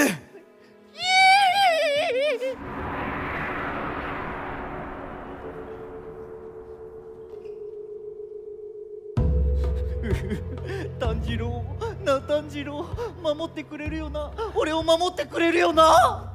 善逸、ちょっと申し訳ないが、前の戦いで俺はあばらと足が折れてる。まだ完治してない。だから。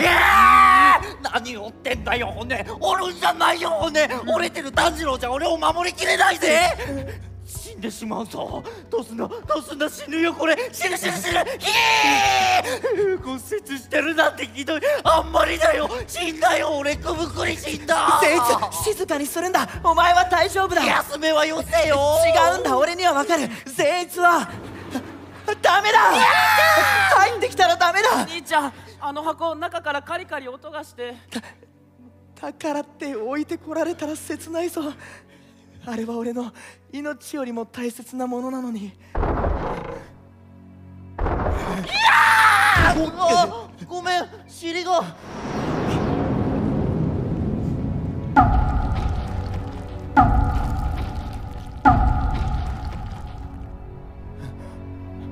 部屋が変わった。いや、俺たちが移動したのか。鼓の音に合わせて。お兄ちゃんと離れ離れにしてごめんな。でも必ず守るから。お兄ちゃんのことも善逸が守るよ。大丈夫。名前は？テルコ。そうか、いい名前をつけてもらったな。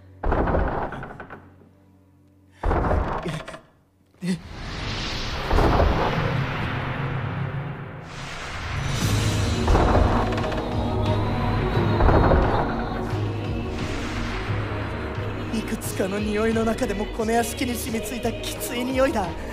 かなり人を食ってる。こいつがこの屋敷の主。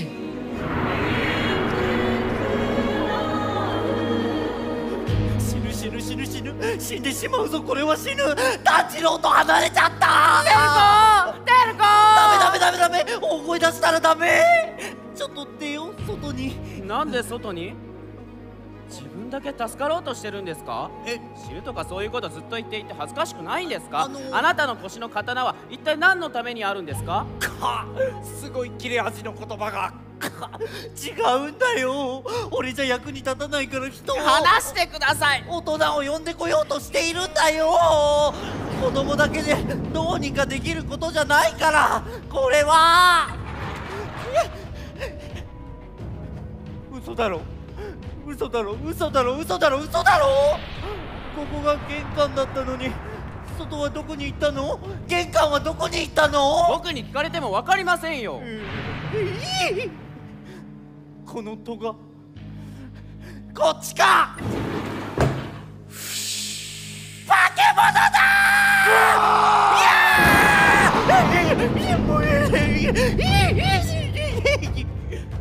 ー。なんだよその目何？やだそんな目。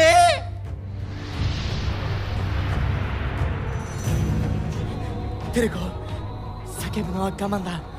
部屋は動くから廊下に出るな。下がって棚の後ろに隠れるんだ。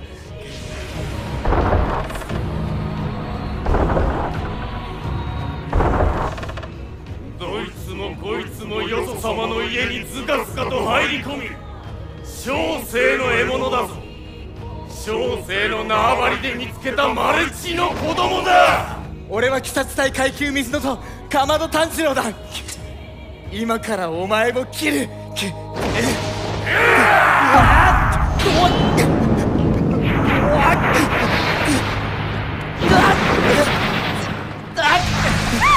テルコ、畳が側面にある。部屋が回転したんだ。これがこの鬼の血気術。屋敷すべてが鬼の縄張り。なんだ、匂いが迫ってくる。衝突猛戦衝突猛戦。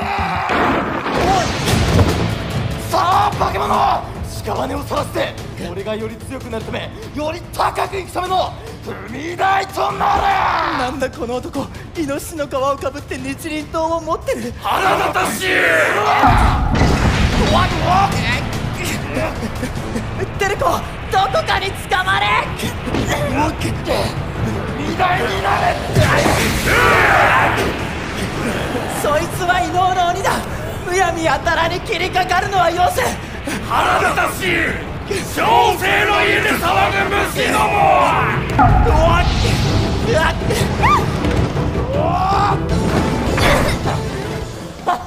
部屋がぐるぐる回ったぞ。面白いぜ。面白いぜ。人を踏みつけにするな。なんだってめえ。こんな小さい子を踏むなんてどういうつもりだ。いいねいいねいい投げ技だ。人間に投げ飛ばされたのは初めてだぜ。なぜ俺に向かってくるんだ。鬼殺隊じゃないのか。俺の刀は痛いぜ。坊ちゃんが使うような刀じゃねえからよ。ちぎり裂くような切れ味が自慢なのさ。やめるんだ。そこに鬼がいるんだぞ。知るか。死ね消えろ死ね。いいねいいね。突然畳が裂けた。鼓の音と同じ速度で獣の爪痕のような形。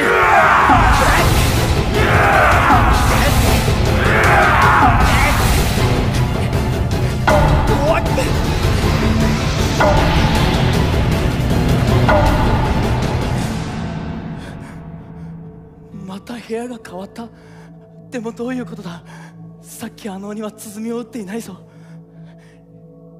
この屋敷は複数の鬼の匂いがする。別の鬼も鼓を持っているのか。それにもう一つ、この襖の向こうから今まで嗅いだことのない独特な血の匂い。出血量は少ないみたいだけど。清志兄ちゃん、待て。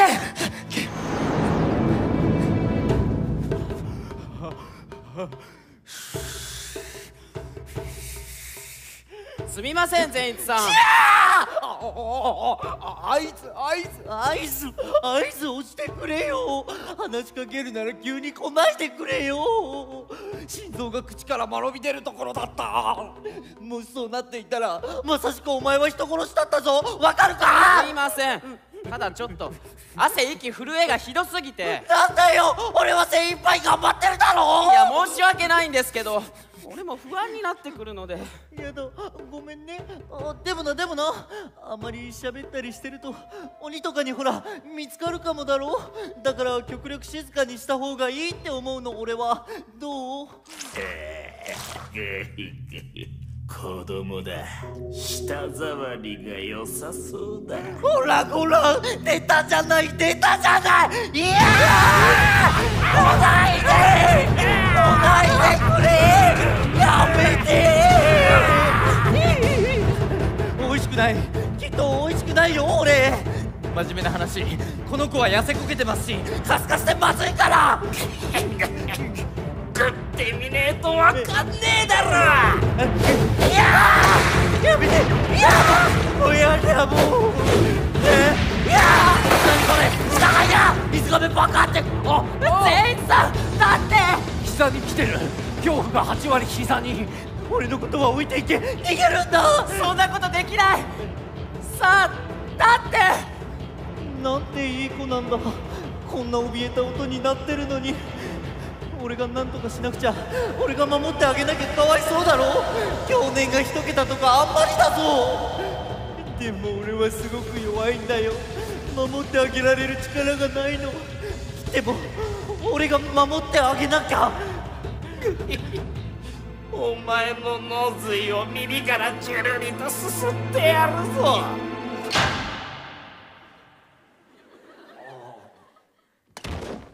善一さん、寝てる。なんだそいつは。死ね。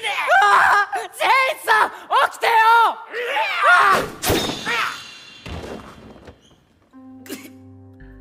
なんだこの音。こいつ気配が変わった。善一さん。眠ると強くなる男、あがつま善逸。俺は弱い、すごく弱いんだ。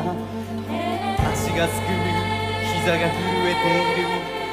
誰も守ってあげられる力がない。でも俺が守ってあげなきゃ誰が守るというんだ。この怯えた音を誰が守るというんだ。緊張や恐怖で体がこわばりうまく動かせない。俺はは弱い、すごく弱い、足がすくむ、膝が震えている。極限を超える失神するように眠りに落ちる。雷の呼吸、一の型、霹靂一閃。巡ると強くなる男、吾妻善逸。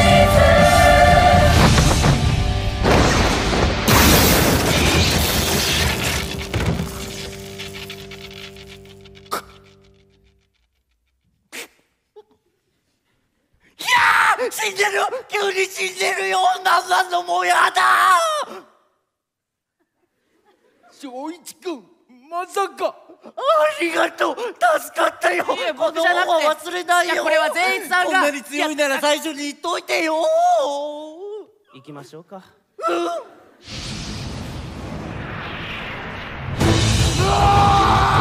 また飛ばされた。3日前からずっとこんな調子だ。ちくしょう、いいところでこんな狭苦しい建物の中住むのは得意じゃねえんだ俺は。よけたな。随分と威勢のいい人間だ。お前の肉はえぐりがいがありそうだ。的がでかいと切り裂きがいがあるぜ。正面から向かってくるとはいい度胸だ。屍をそらせ。俺の踏み台となれ。我流けだものの呼吸、三の牙食い裂け。衝突猛進、衝突猛進。おらマレチ、あれさえ食えば50人、いや100人分。マレチの人間をもっと探して食うのだ。そしたら小生はまた十二気づきに戻れる。人を食らうのが鬼だが、小生はだんだんと人間を食えなくなってきた。以前ほどの量を受け付けなくなってきたのだ。そしてあの日、今日がもう食えないのか。その程度か。いいえ、まだ。お待ちください、あと少し。もういい。数字は剥奪する。それがお前の限界なのだ。お待ちください、お待ちください。人間を食うほど強くなれる。そうして素質を認められれば血を分けていただけた。あのお方の血の力は凄まじかった。小生は以前と比べ物にならぬ度合いで強くなり、十二気づきとして認められ、これからも人をむさぼり食い、なお一層強くなれるのだと信じていた。信じていた。待て、どうして逃げるんだ。清志兄ちゃん、お兄ちゃん、テルコ。この人は。俺はかまど炭治郎、悪い鬼を倒しに来た。一人でよく頑張ったな。お兄ちゃん、ここで何があったか話せるか。化け物にさらわれて食われそうになった。そしたらどこからか別の化け物が来て殺し合いをし始めた。誰が俺を食うかって。それで体から鼓が生えてるやつ、あいつが他のやつにやられた時、この鼓を落としたから。叩いたら部屋が変わって、なんとか今まで。マレッチ、あの鬼はそんなことを言っていたが。そうだ、そう、俺のことマレッチって呼ぶんだ。マレッチとは珍しき血の持ち主である。その数は少ないが、珍しき血であればあるほど、一人で50人100人人を食ったのと同じくらいの栄養がある。マレッチは鬼のごちそうだ。お兄ちゃんは鬼のごちそうなの？この匂い、鬼がここに来る。大丈夫だ、俺が鬼を倒してくる。俺が合図をしたらすぐ鼓を打って移動しろ。必ず迎えに来る。二人の匂いをたどって戸を開ける時には名前を呼ぶから、もう少しだけ頑張るんだ。できるな。偉い、強いな。それじゃあ行ってくる。叩け。虫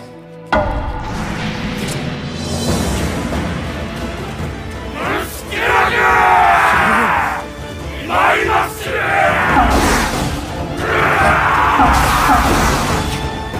玉代さんに手当てをしてもらっているが、怪我は完治してない。その怪我が痛くてたまらない。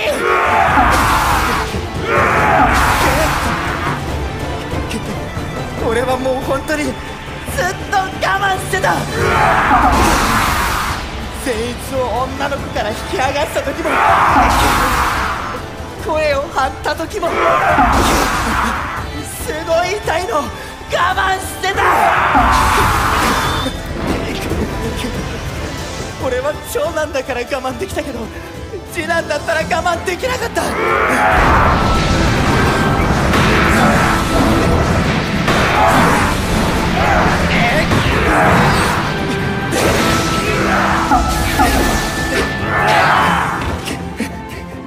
あの鬼の爪のような攻撃を避けるとき、前に突っ込んでいったとき、痛みが走って足がもつれたら、俺は輪切りだ。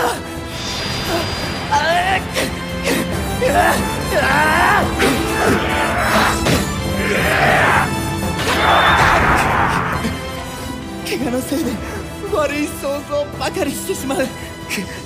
今の俺は骨だけでなく心も折れてる。折れてる炭治郎じゃダメだよ。はい、ちょっと静かにしてください。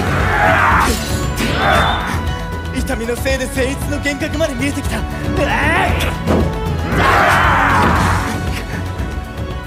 まっすぐに前を向け。己はかぶしろ。炭治郎頑張れ、炭治郎頑張れ。俺は今までよくやってきた。俺はできるやつだ。今日もこれからも折れていても、俺がくじけることは絶対にない。俺はやれる、俺はやれる。成し遂げる男だ。骨折していようがなんだろうが、俺はやれる。戦える、折れてる炭治郎もすごいんだというのを見せてやれ。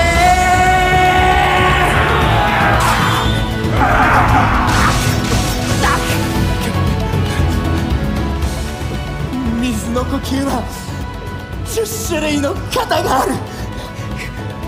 どんな敵とも戦えるんだ。全集中、水の呼吸、黒型、水流しぶき。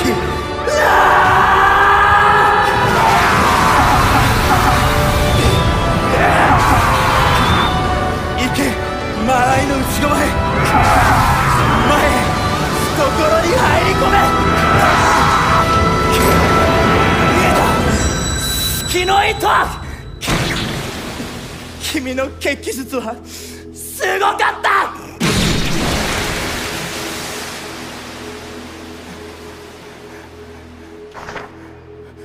紙、誰かの手書き文字。ダメだ、踏んでしまう。小僧、お前は。つまらないよ。つまらないんだよ、君の書き物は。全てにおいてゴミのようだ。美しさも儚さも凄みもない。もう書くのはよしたらどうだい。紙と万年筆の無駄遣いだよ。そんな風だから君はつまらないのさ。趣味の鼓でも叩いてたらいいんだ、この家に閉じこもって。それもまあ人に教えられる腕前ではないが。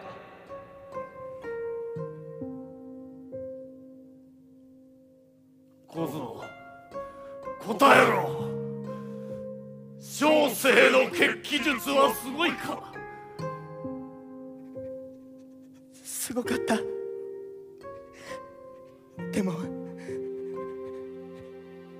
人を殺したことは許さない。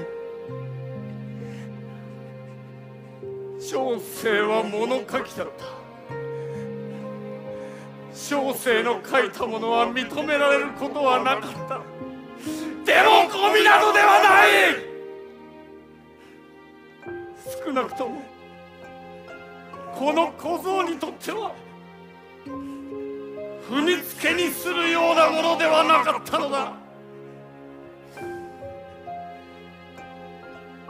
小生の血気術も鼓も認められた。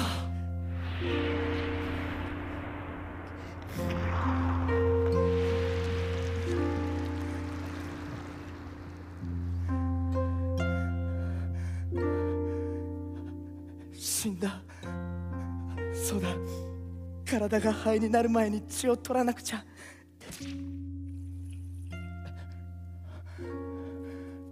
血が取れてる。刺さったら本当に自動で血を取ってくれるんだな。こんなの作ってゆしろうさんは器用だ。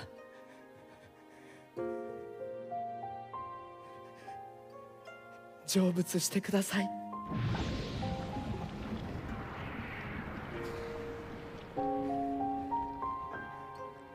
あいたたたたたたたたたた。深く息を吸ってしまった。俺は長男だ。長男だ。炭治郎さん。清志、照子、ごめんなさい、鼓が消えちゃって。さあ、外に出よう。はい。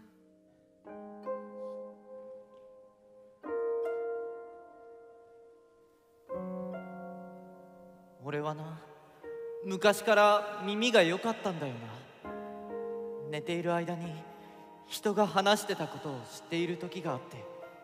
気味悪がられたっけ？鬼の音が消えた。炭治郎、鬼倒したんだな。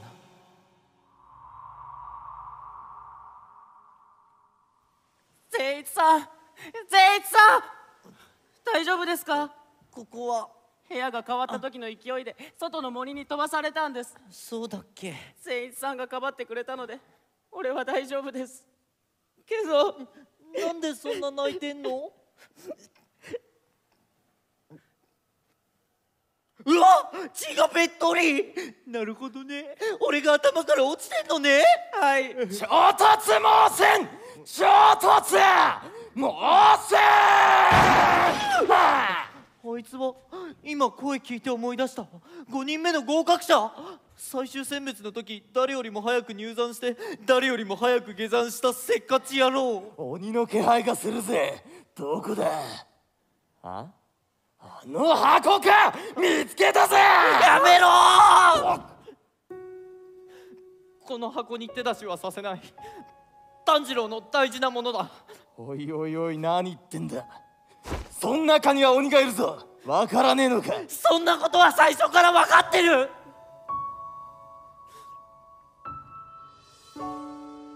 鬼を連れてるのは分かってた。鬼の音は人間の音と全く違うから。でも炭治郎からは泣きたくなるような優しい音がする。今まで聞いたこともないくらい優しい音だ。生き物からはたくさんの音がこぼれ出してる。呼吸音、心音、血の巡る音、それを注意深く聞くと相手が何を考えてるのかも分かった。でも俺は人によく騙された。俺はが信じたいと思う人をいつも信じた必殺隊でありながら鬼を連れてる炭治郎。でもそこには必ず事情があるはずだ。それは俺が納得できる事情だって信じてる。俺が直接炭治郎に話を聞く。お前は引っ込んでろ。おら威勢のいいこと言ったくせに刀も抜かねえこのグズが刀を抜いて戦えこの弱みそが炭治郎、俺守ったよ。お前がこれ命より大事なものだって言ってたから。お前ごと箱を串刺しにしてやる。やめろ！お前は鬼殺隊員じゃないのか。今バキって音がしたけど、もしかして骨折った？なぜ善逸が刀を抜かないかわからないか。隊員同士でいたずらに刀を抜くのはご法度だからだ。それをお前は一方的に痛めつけていて楽しいのか。卑劣極まりない。そういうことか。悪かったな。じゃあ素手でやり合おう。いや、全く分かってない感じがする。まず隊員同士でやり合うのがダメなんだ。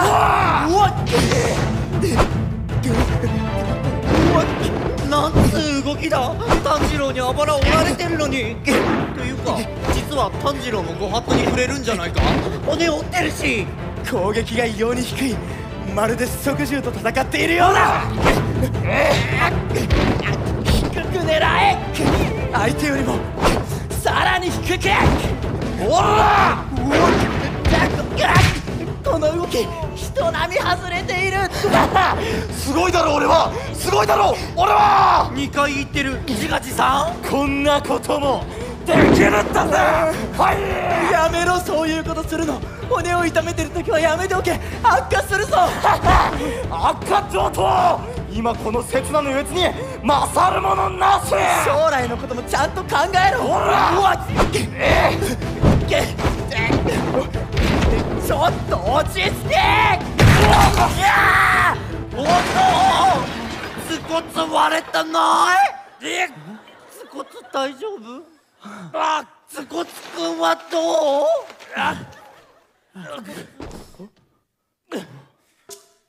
お前その顔女みたいな顔してる。なんだこら。俺の顔に文句でもあんのか。ムキムキしてるのに女の子みたいな顔が乗っかってる。君の顔に文句はない。こじんまりしていて色白でいいんじゃないかと思う。殺すぞてめえ。かかってこい。ダメだ、もうかかっていかない。おいデコッパチ俺の名を教えてやる。橋平伊之助だ。覚えとけ。どういう字を書くんだ。字？俺は読み書きができねえんだよ。名前はふんどしに書いてある。止まった。倒れた。死んだ。多分脳震盪だ。俺が力いっぱい頭突きしたから。怖っ。炭治郎、お前どんだけ頭固いんだ。怖っ。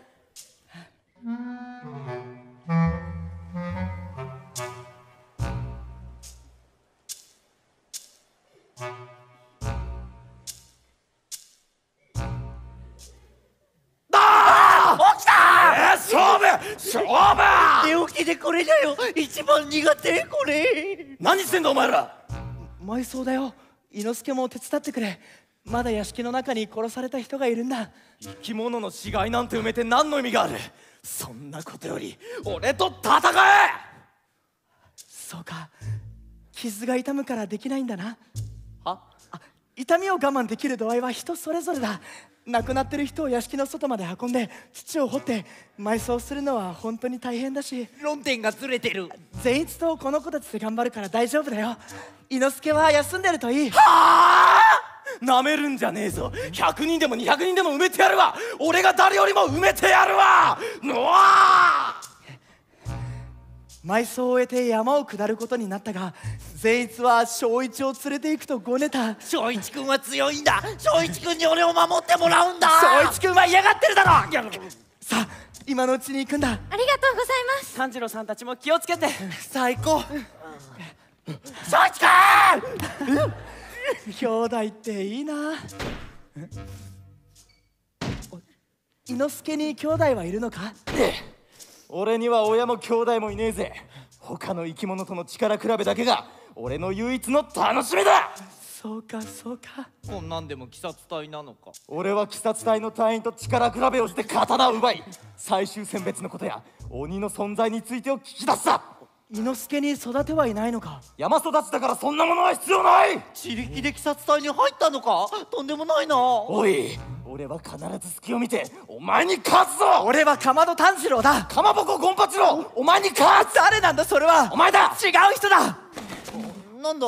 ああ、急速北に向かい藤の家紋がある家を訪ねろ。藤の家紋の家は鬼殺隊を無償で手助けする。負傷につき完治するまで休息せよ。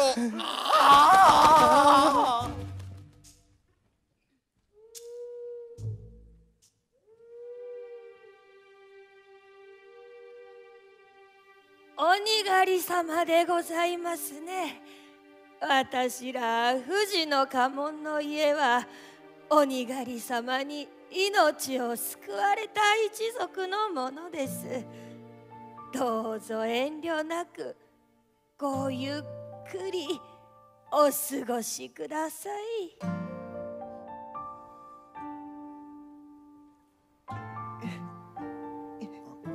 眠れないのか？まさか3人ともあばらが折れてるとはな。俺は2本、炭治郎は3本、伊之助は4本。俺はデコがいて。ごめん、でも伊之助もひどいぞ。謝れよ。断る。謝るんだ。なんで謝らなきゃならない。善逸をボコボコにしたからだろう。お前が炭治郎の大事な箱切ろうとするから。箱？なんだそれ、もう忘れた。ふざけんなよこの野郎。そんなにすぐどうでもよくなるならなんで俺のことボカスカ叩きまくったんだこの野郎。なんだてめえあの頃だ。怖いことだ。2人ともやめるんだ。箱を守ってもらったことは感謝してる。そういえば炭治郎、鬼を連れてるのはどういうことなんだ？善逸、あの箱に鬼が入ってるって分かっててかばってくれたんだな。善逸は本当にいいやつだな。ありがとう。もうそんな褒めても仕方ねえぞ。俺は最初から分かってたよ。善逸が優しいのも強いのも。いや強くはねえよ。ふざけんなよ。お前が正一君連れてくの邪魔したのは許してねえぞ。ありがとう。出てこようとしてる。出てこようとしてる。禰豆子。メスか。ああ、禰豆子は俺の。ジロー、お前ご身分だな。こんな可愛い女の子を連れて毎日ウキウキ旅してたのか。俺の流した血を返せ。俺はな、お前があはなうふふで女の子とイチャつくために頑張ったわけじゃない。どうしたんだ急に。鬼殺隊はな、お遊び気分で入るところじゃねえ。お前のようなやつは粛清だよ。即粛清。鬼殺隊をなめんじゃねえ。どうしたんだ善逸。まだなんて抜くな。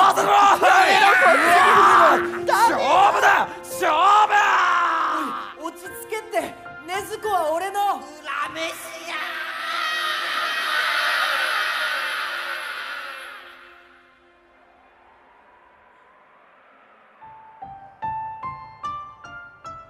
禰豆子が妹だと分かりやいなや、善逸がヘコヘコしだし、伊之助はところ構わず突き押してくる。骨折が癒えた頃、緊急の指令が来た。3人ともどもナタグモ山へ一刻も早く向かうこと。俺たちは藤の家紋の家の人にお礼を言ってナタグモ山に向けて出発することになった。では行きます。お世話になりました。ではキリビよ。ありがとうございます。何すんだババア！バカじゃないの？切り火だよ。お清めしてくれてんの？危険な仕事に行くから。どのような時でも誇り高く生きてくださいませ。ご武運を。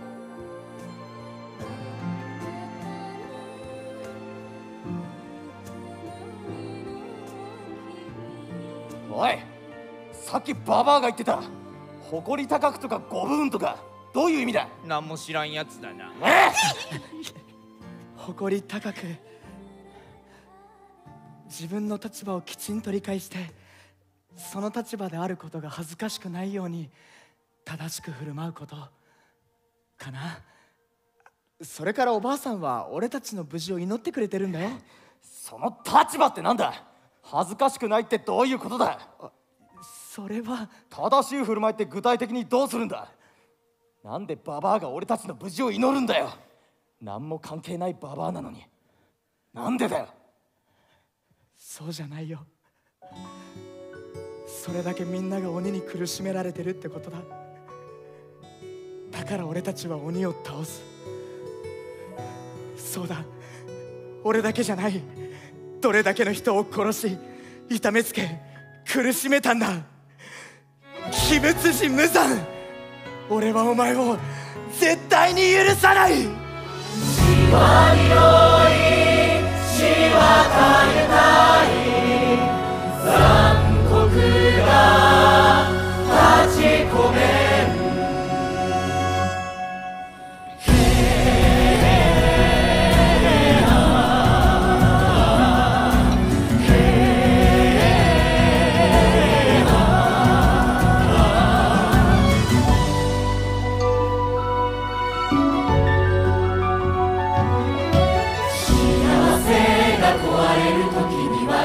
血の匂いがする。誰がその玉をたのかは定かではあらぬが